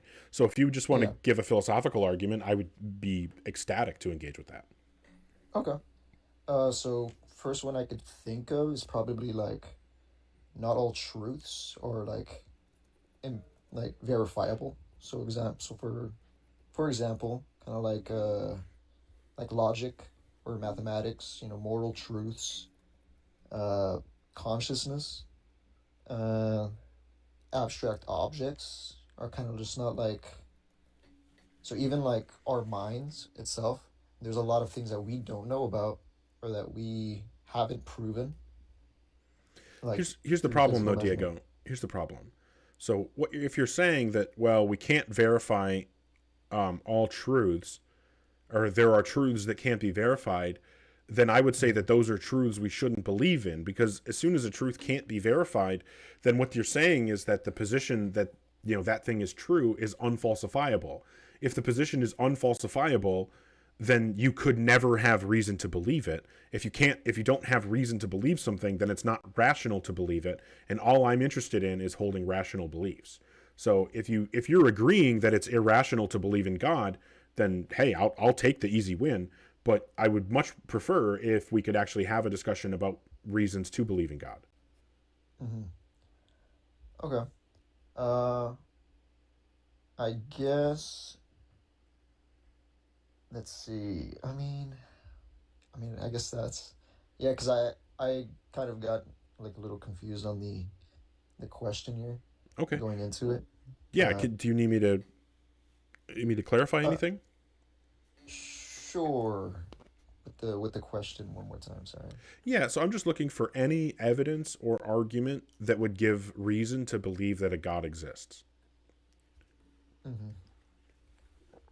Something that would raise the probability that the proposition God exists is true. Yeah. So I won't lie for myself. I actually, even as a Christian, I myself don't, because I don't know if you've heard about the Turin, the. I've heard of the Rag of Turin. Yep. Yeah, so like I know that it's been debunked and dated to the 1300s.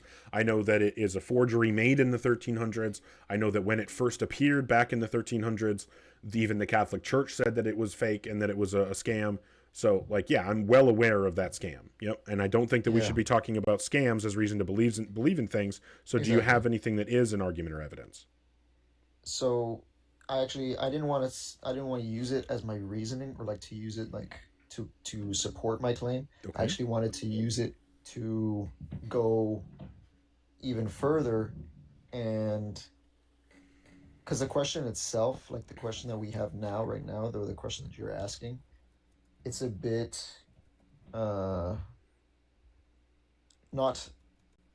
the evidence itself. There's little to no evidence that we can prove God's existence, but that's because it's Diego, kind of made that way. Do you understand the difference between like providing evidence versus providing a proof? How so? And maybe we're just using proof colloquially, and maybe I'm being an asshole here. Typically, when we think of proof, we think of something like mathematical, where you can show something is 100% the case, right? Like we can run mathematical proofs to show that with 100% certainty, 1 + 1 = 2, right?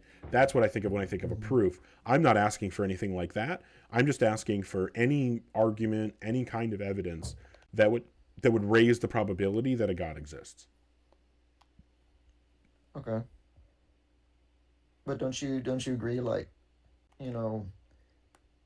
even, through logic or like through things like I said, like mathematics or, moral truths, consciousness, minds that we don't know, or like minds or things that happen in our brains that we still don't understand, or like we still don't understand, still leads to the question of saying like, oh, God still is a possibility. I'm not concerned with whether or not God is a possibility. I'm concerned whether or not it's probable that a God exists, if it's likely. Do we have any reason to think that it's likely that a God exists? I see. Because it's possible that unicorns exist. At least at bare minimum, it's epistemically possible that unicorns exist. And it seems like maybe, depending on the properties we want to give them, it might even be physically possible for unicorns to exist. It certainly seems metaphysically possible, depending on your metaphysical views. And it also seems obvious that it's logically possible for unicorns to exist. And so if we say that all we need to demonstrate in order to be justified in believing something is that it's logically possible, well, my friend, I've got a brand new God for you to believe in, and it's Eunice, the universe farting unicorn. She's fantastic.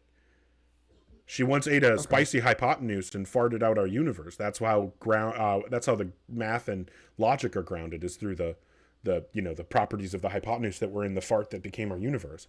Well, so obviously we can say that that's logically possible. There's no contradiction entailed from the position that Eunice farted our universe out. So does that mean that we should actually believe in Eunice? Well, that kind of leads to like more so kind of like, let's say, or like, I think you talked Well, about I was it asking a earlier. direct question. I'm hoping for a direct sorry. answer. Do you think that just because it's logically possible for Eunice to exist, that we should believe Eunice does exist?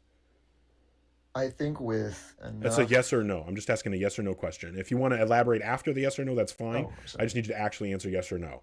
So because we can show that Eunice is logically possible, does that give us reason to believe that Eunice does actually exist? no. Okay, I agree. So just demonstrating that something is logically possible isn't enough to believe in something. Therefore, demonstrating that God is logically possible isn't enough to believe in God. So what would be enough? What is something that could get us over that hump to believe in a God? I think with enough historical evidence, or not evidence, but historical, I believe you called it story, which you called fiction, I believe, earlier. With like all of the stories that, I'm not saying history is tell of- fiction. There's a difference between history and fiction. So do you think the Bible doesn't carry history? I think that there are some historical things in the Bible, but certainly none of the supernatural claims are warranted to believe in. Like, we don't have any But that reason to... kinda- I'm sorry? Oh, no, sorry. Continue. Oh, I was just going to say we don't have any reason to believe that Jesus walked on water, that he turned water into wine, that he resurrected from the dead. We don't have any reason to believe any of these things. In fact, we don't even have any reason to believe that any of the words attributed to Jesus in the Bible were actually spoken by Jesus. We don't even have actual justification to believe that Jesus did in fact exist. Now, is there evidence that Jesus may have existed? Sure, there is evidence, but I don't think that it gives us, I don't think there's enough evidence to justify the position, yes, Jesus existed. But even if we grant that Jesus existed, all the stories about him were written at minimum multiple decades after he died, and in a time when people were not literate and the stories were being passed down word of mouth. I have no reason to believe that we should think that the quotes attributed to Jesus in the Bible actually represent anything he ever said. Like, let me ask you, I'm sorry, I don't remember. How old are you? 23. Okay. So high school was only 5-6 years ago, right? Mhm. Okay. What was your favorite class in high school, in your senior year? Senior year, probably. Or your favorite teacher? Who was your favorite teacher? I don't even remember. Not gonna lie. Okay. Do you remember a teacher? Yeah. Okay. Yeah. Okay. So what I need you to do now is recite one of that teacher's lectures word for word. Okay. Yeah. No, I can't. Yeah, I wouldn't be able to do that either. Now, I have a better excuse because I'm 40, so high school was much longer ago for me. But I agree that there would be no way that you could repeat it word for word. And even if you had been telling, let's imagine that there was a story, like something crazy happened when you were a senior in high school with one of your teachers. They said something wild, they did something wild. And let's say you've been telling the story about that crazy thing that happened ever since for the last 5 or 6 years. Well, I would say even in that situation, we probably shouldn't expect that your recollection is exactly correct about everything that happened, because our memories don't work that way. Every time you remember something, your brain thinks that you're experiencing that thing again, and the mood that you're in when you remember a memory will color that memory and change it so that the next time you remember it, you will remember it colored with the mood you had the last time you remembered it. And that happens every time you remember something. So the more times that you go back to a specific memory, the more likely you are to change it. But the less times you go back to a specific memory, the less likely you are to remember it at all. So it sounds like just because of the way that our memories work, if we're just relying on oral transmission of stories, we should have no confidence that the actual specific details in the stories are maintained across time. So with that being the case, with neither of us being able to, repeat a speech that we've heard word for word, I had a fantastic conversation about free will with my girlfriend this weekend. We were talking about, because she actually holds to libertarian free will and I don't. And I thought it was a fantastic conversation. But do you think that I could repeat to you word for word any portion of that conversation? No, of course not. I remember the gist. I remember the way that it felt having that conversation, how fun it was to sit there and have that conversation, that kind of stuff. But I don't remember the specifics. Let's just say though, let's play at it, right? You wouldn't even be able to directly quote Ogar's last sentence. Yeah. Is the crazy thing. Yeah. Can you quote word for word any sentence that I've said other than this one? No.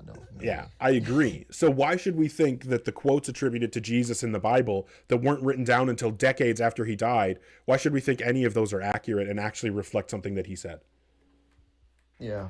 I think because, maybe they were just bored. They didn't have TV. No, they were bored and didn't have TV. That's fine. And I agree that they were probably passing the story down, but I don't know why we should think that the story is accurate. That's what I'm asking for. Why should we think that the stories in the Bible the stories in the Gospels about Jesus are accurate? I wanted to, if I don't want to say, because I obviously wasn't there, I don't want to say that everything is going to be accurate, but I do want to say that in those, I'm having this more so in good faith, right? I don't want to steal all this time away, right? But miracles, when these things happen, like Jesus walking on water or healing the sick and all of these things, when these happen, these miracles, do you think that they are supposed to go hand in hand with logic? Or do you think that, miracles are against logic entirely? I'm not sure I understand what you're asking. What I would say is that if we don't have a logical reason to believe that a miracle happened, then we shouldn't believe that a miracle happened. And that's what I'm concerned with, is what is actually true. Is it true that a miracle happened? Well, the only way that I could be convinced that it is true that a miracle happened would be to have some logical reason to believe in it. So I don't know if that answers your question or not, though. I in a way, I'm not trying to dodge. I'm just genuinely I'm not sure. Yeah. So I'm asking more so kind of specifically, what is a miracle to you? Well, this is actually one of the big problems for religions like Christianity that rely on miracles happening. I think that a miracle, by definition, has to at least contain the suspension of some law of physics, some law of nature. Yeah. Because if there isn't a suspension of some law of nature, then I don't know why we would call it a miracle. If it's a thing that could have happened without divine intervention, then I don't see why we would call it a miracle. So there must be some level of divine intervention, which to me means the suspension of at least one law of nature. Does that make sense? Yeah. Okay. And I think, and unfortunately, as a Christian myself, I think I still kind of go by that, feeling of essentially it goes back to what Jeremy has unfortunately mentioned, but didn't really talk into more, was that in faith, there's always that suspension of evidence, of logic, because there's always going to be that miracle, right? So I think that's what it is written in the Bible for all of us as Christians, is that we are supposed to believe without the evidence. I don't know that you'd want to hold the belief that a miracle can find logic. You're breaking up, Lobes. But I think it gets Oh, Lobes, you're breaking up. We couldn't hear you. Hello. Your mic is. Hello, Lobes. I think we lost him. Hopefully he'll come back and be able to I'm not sure what he was saying. Oh, are you there? Damn. Yo, can you hear me? Oh yeah, yep. There you go. Yeah, we can hear you. Is it better or is it bad? No, you're good now. You're good now. Okay, I could. All right, cool. Yeah, I was just saying, I don't know that you'd want to hold the position that a miracle can suspend logic or deny logic. I think that a suspension of a natural law, like I don't know, so laws of physics or something, is one thing, but when you have a belief where that miracle can do something that's otherwise illogical, I think you open the door for major problems. Well, I think that is a good point, because as soon as we throw out logic, like I don't think we can even have thoughts if we throw out logic. Because if you're without the law of identity, then a thought can't be about something, because you have to be able to discern what your thought is about and what it is not about, or that it's not about the things it's not about, and that it is about the things that it is about. And that is the law of identity. So if you reject the logic, you reject the law of identity, then you couldn't even have a thought about something, because you wouldn't know what you were thinking about and what you weren't thinking about. So you wouldn't even be able to complete the process of a thought, right? Like you couldn't have a coherent thought. So if that's the case, then we can't reject logic. But what I was trying to get to before actually is just that if it's the case that a miracle is the suspension of at least one, if it's the case that a miracle is the suspension of at least one law of nature, then all the evidence that we have that the laws of nature are consistent and uniform, that's all, every data point that we have that the laws of nature are consistent and uniform is evidence against the existence of miracles.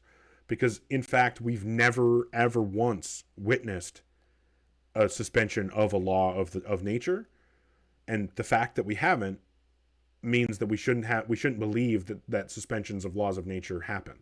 They don't exist. We have no reason to think that they exist. So we have no reason to believe in miracles. And like I said, all the evidence that laws of nature are consistent is evidence against miracles. Mm-hmm. So, I mean, is there a reason that we should think that miracles happen? It sounded like you were saying that it's just faith. For me, I would have to say faith on that. Well, can I tell you my issue with that? Oh yeah, of course. So do you agree that some people believe true things based on faith and some people believe false things based on faith? For sure. Okay. And so if a method of investigation or method of justification can lead to true beliefs and false beliefs without, my contention would be that there's no way to tell the difference using only faith, right? Like if I talk to a Christian who says that they believe Jesus is God based on faith, and then I talk to a Muslim who says that they believe Jesus is not God based on faith, well, I can't use faith to determine which of those are correct, right? Like I need some other method. And so my concern here is that if faith can lead us to true beliefs and false beliefs, then we have no reason to trust that a belief based on faith is true, because we know that it can lead to false beliefs, right? It's an unreliable pathway to truth. And if we want to actually make sure that our beliefs are true, we should only use reliable pathways to truth, like divining sporks. Like I think a divining spork would be a good example. No, I'm just kidding. Yeah, I think that like we need reliable methods. That's why, even though scientists get things wrong sometimes, I still think science is a good thing overall, because it is a method that we can use to investigate claims and investigate ideas, investigate phenomena, and come up with a better understanding of reality. We're not always going to get things right, and obviously the people doing science are people and they make mistakes. Sometimes people have bad intentions and they lie. Like there are, like scams that have happened in science. There are things that genuinely people thought were true that turned out not to be. Like that stuff can happen, but science is self-correcting because it is a method of investigation. Faith doesn't have a self-correcting measure like that. You believe what you believe on faith, and nothing can ever change it, because the best that anybody can do is say, well, my faith says something else, but that's never going to sway your position. Yeah. So what I'm saying is that if we want to make sure that our beliefs are true, and we know that faith is not a good method to make sure our beliefs are true, then we shouldn't rely on faith to make sure our beliefs are true. Mm-hmm. Do you care whether your beliefs are true? I think so. Well, I would hope so. It's my position that believing in something means holding the position that that thing is true. And so hopefully we would all care whether or not the things we hold to be true are actually true. I think that makes sense, don't you? I think so, yeah. Okay. And so if we want to make sure that the things we hold to be true are actually true, and we know that faith is not a reliable way to determine what is and isn't true, then I don't see any reason why we should ever allow faith into our thought processes when trying to determine what is and isn't true. Mm-hmm. Can you give me a reason why we should? I'd say when looking into, like, let's say because obviously we're not going to have miracles that are going to be congruent to, Moses splitting the Red Sea or anything like that. But things like small things, or they're not small, right? But let's say your partner is, in the hospital, or your grandfather or somebody in your family or anybody, whatever, and you're, praying over them. Because I've had this, happen to myself, and some things are, irrefutable in science, right? Where things are like, oh, this person is supposed to die, and this person doesn't have much to live, but then things happen, and you pray, or you really go into your faith with with God and stuff like that, and then a miracle happens, right, where they do get saved in a way. And obviously it goes back to also to play devil's advocate, when you said about your family, and his passing, and that he didn't deserve it. I don't want to say, it's, that was supposed to happen, or of course not, but there's always a percentage of our belief that is from faith. So for example, you entering a car and driving to work, you're having faith in your car. No, that's not true. I have a rational expectation that my vehicle is going to work, and sometimes it doesn't work, or sometimes there are issues, right? And I don't have faith. I have a confidence proportioned to the evidence available to me. I have a lot of evidence that if I get into my vehicle and turn the key in the ignition, it's going to turn on, and then it's going to drive. And I believe that that's what's going to happen next time because of all the evidence that I have telling me that that's what's going to happen next time. And if that doesn't happen next time, then I will update my expectations based on the new evidence that I've received. But here's my concern, though, because you were talking about, like people praying for someone who's sick, that kind of thing. I agree that happens.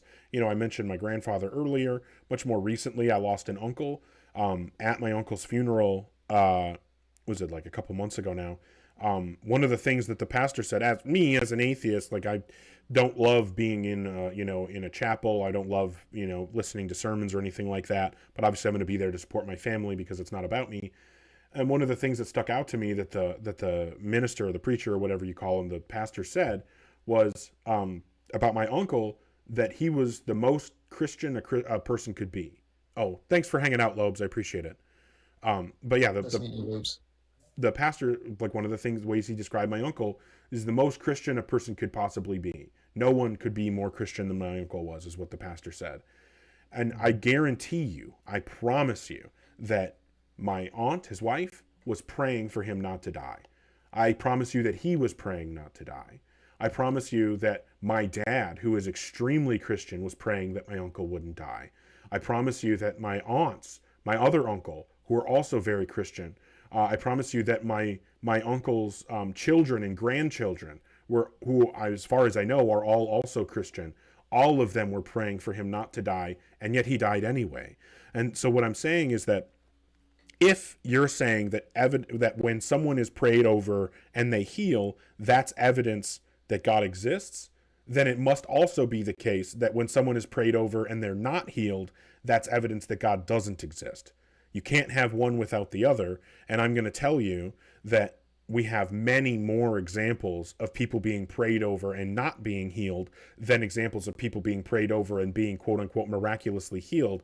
And if that's the case, then that means that either you have to say this isn't evidence in either direction, or you say that we have you say that we have better evidence from this that God doesn't exist than the amount of evidence we have that God does exist. Mm-hmm.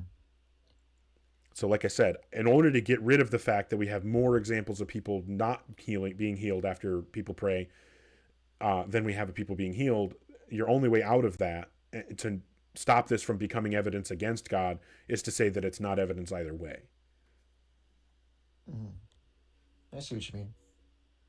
So, well, I sincerely appreciate the conversation. I'm kind of coming up to the time that I usually like to end for the evening. No, you're totally good.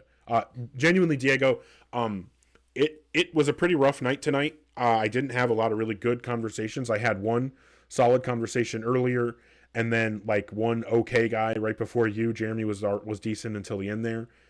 But you've been very good faith, very honest, willing to actually have the conversation. So I sincerely appreciate you for that. And I don't mean that in any kind of sarcastic way or anything. I genuinely appreciate the conversation. Yeah, it was a good conversation. Well, thank you for coming around and having the talk. And if you want to come back another time, I'd be happy to chat again. Okay. Yeah. All right. Well, you have a great rest of your night. All right. You too. W for Diego, guys. I mean, if we could get a couple, thanks, Bradley. If we could get a couple W's in the chat, those are the kinds of conversations that we want to have. Now, did we come away with the same opinions and same beliefs? Did either of us change our mind? Probably not. I don't think Diego changed his mind, but I do think that we were able to have an honest conversation.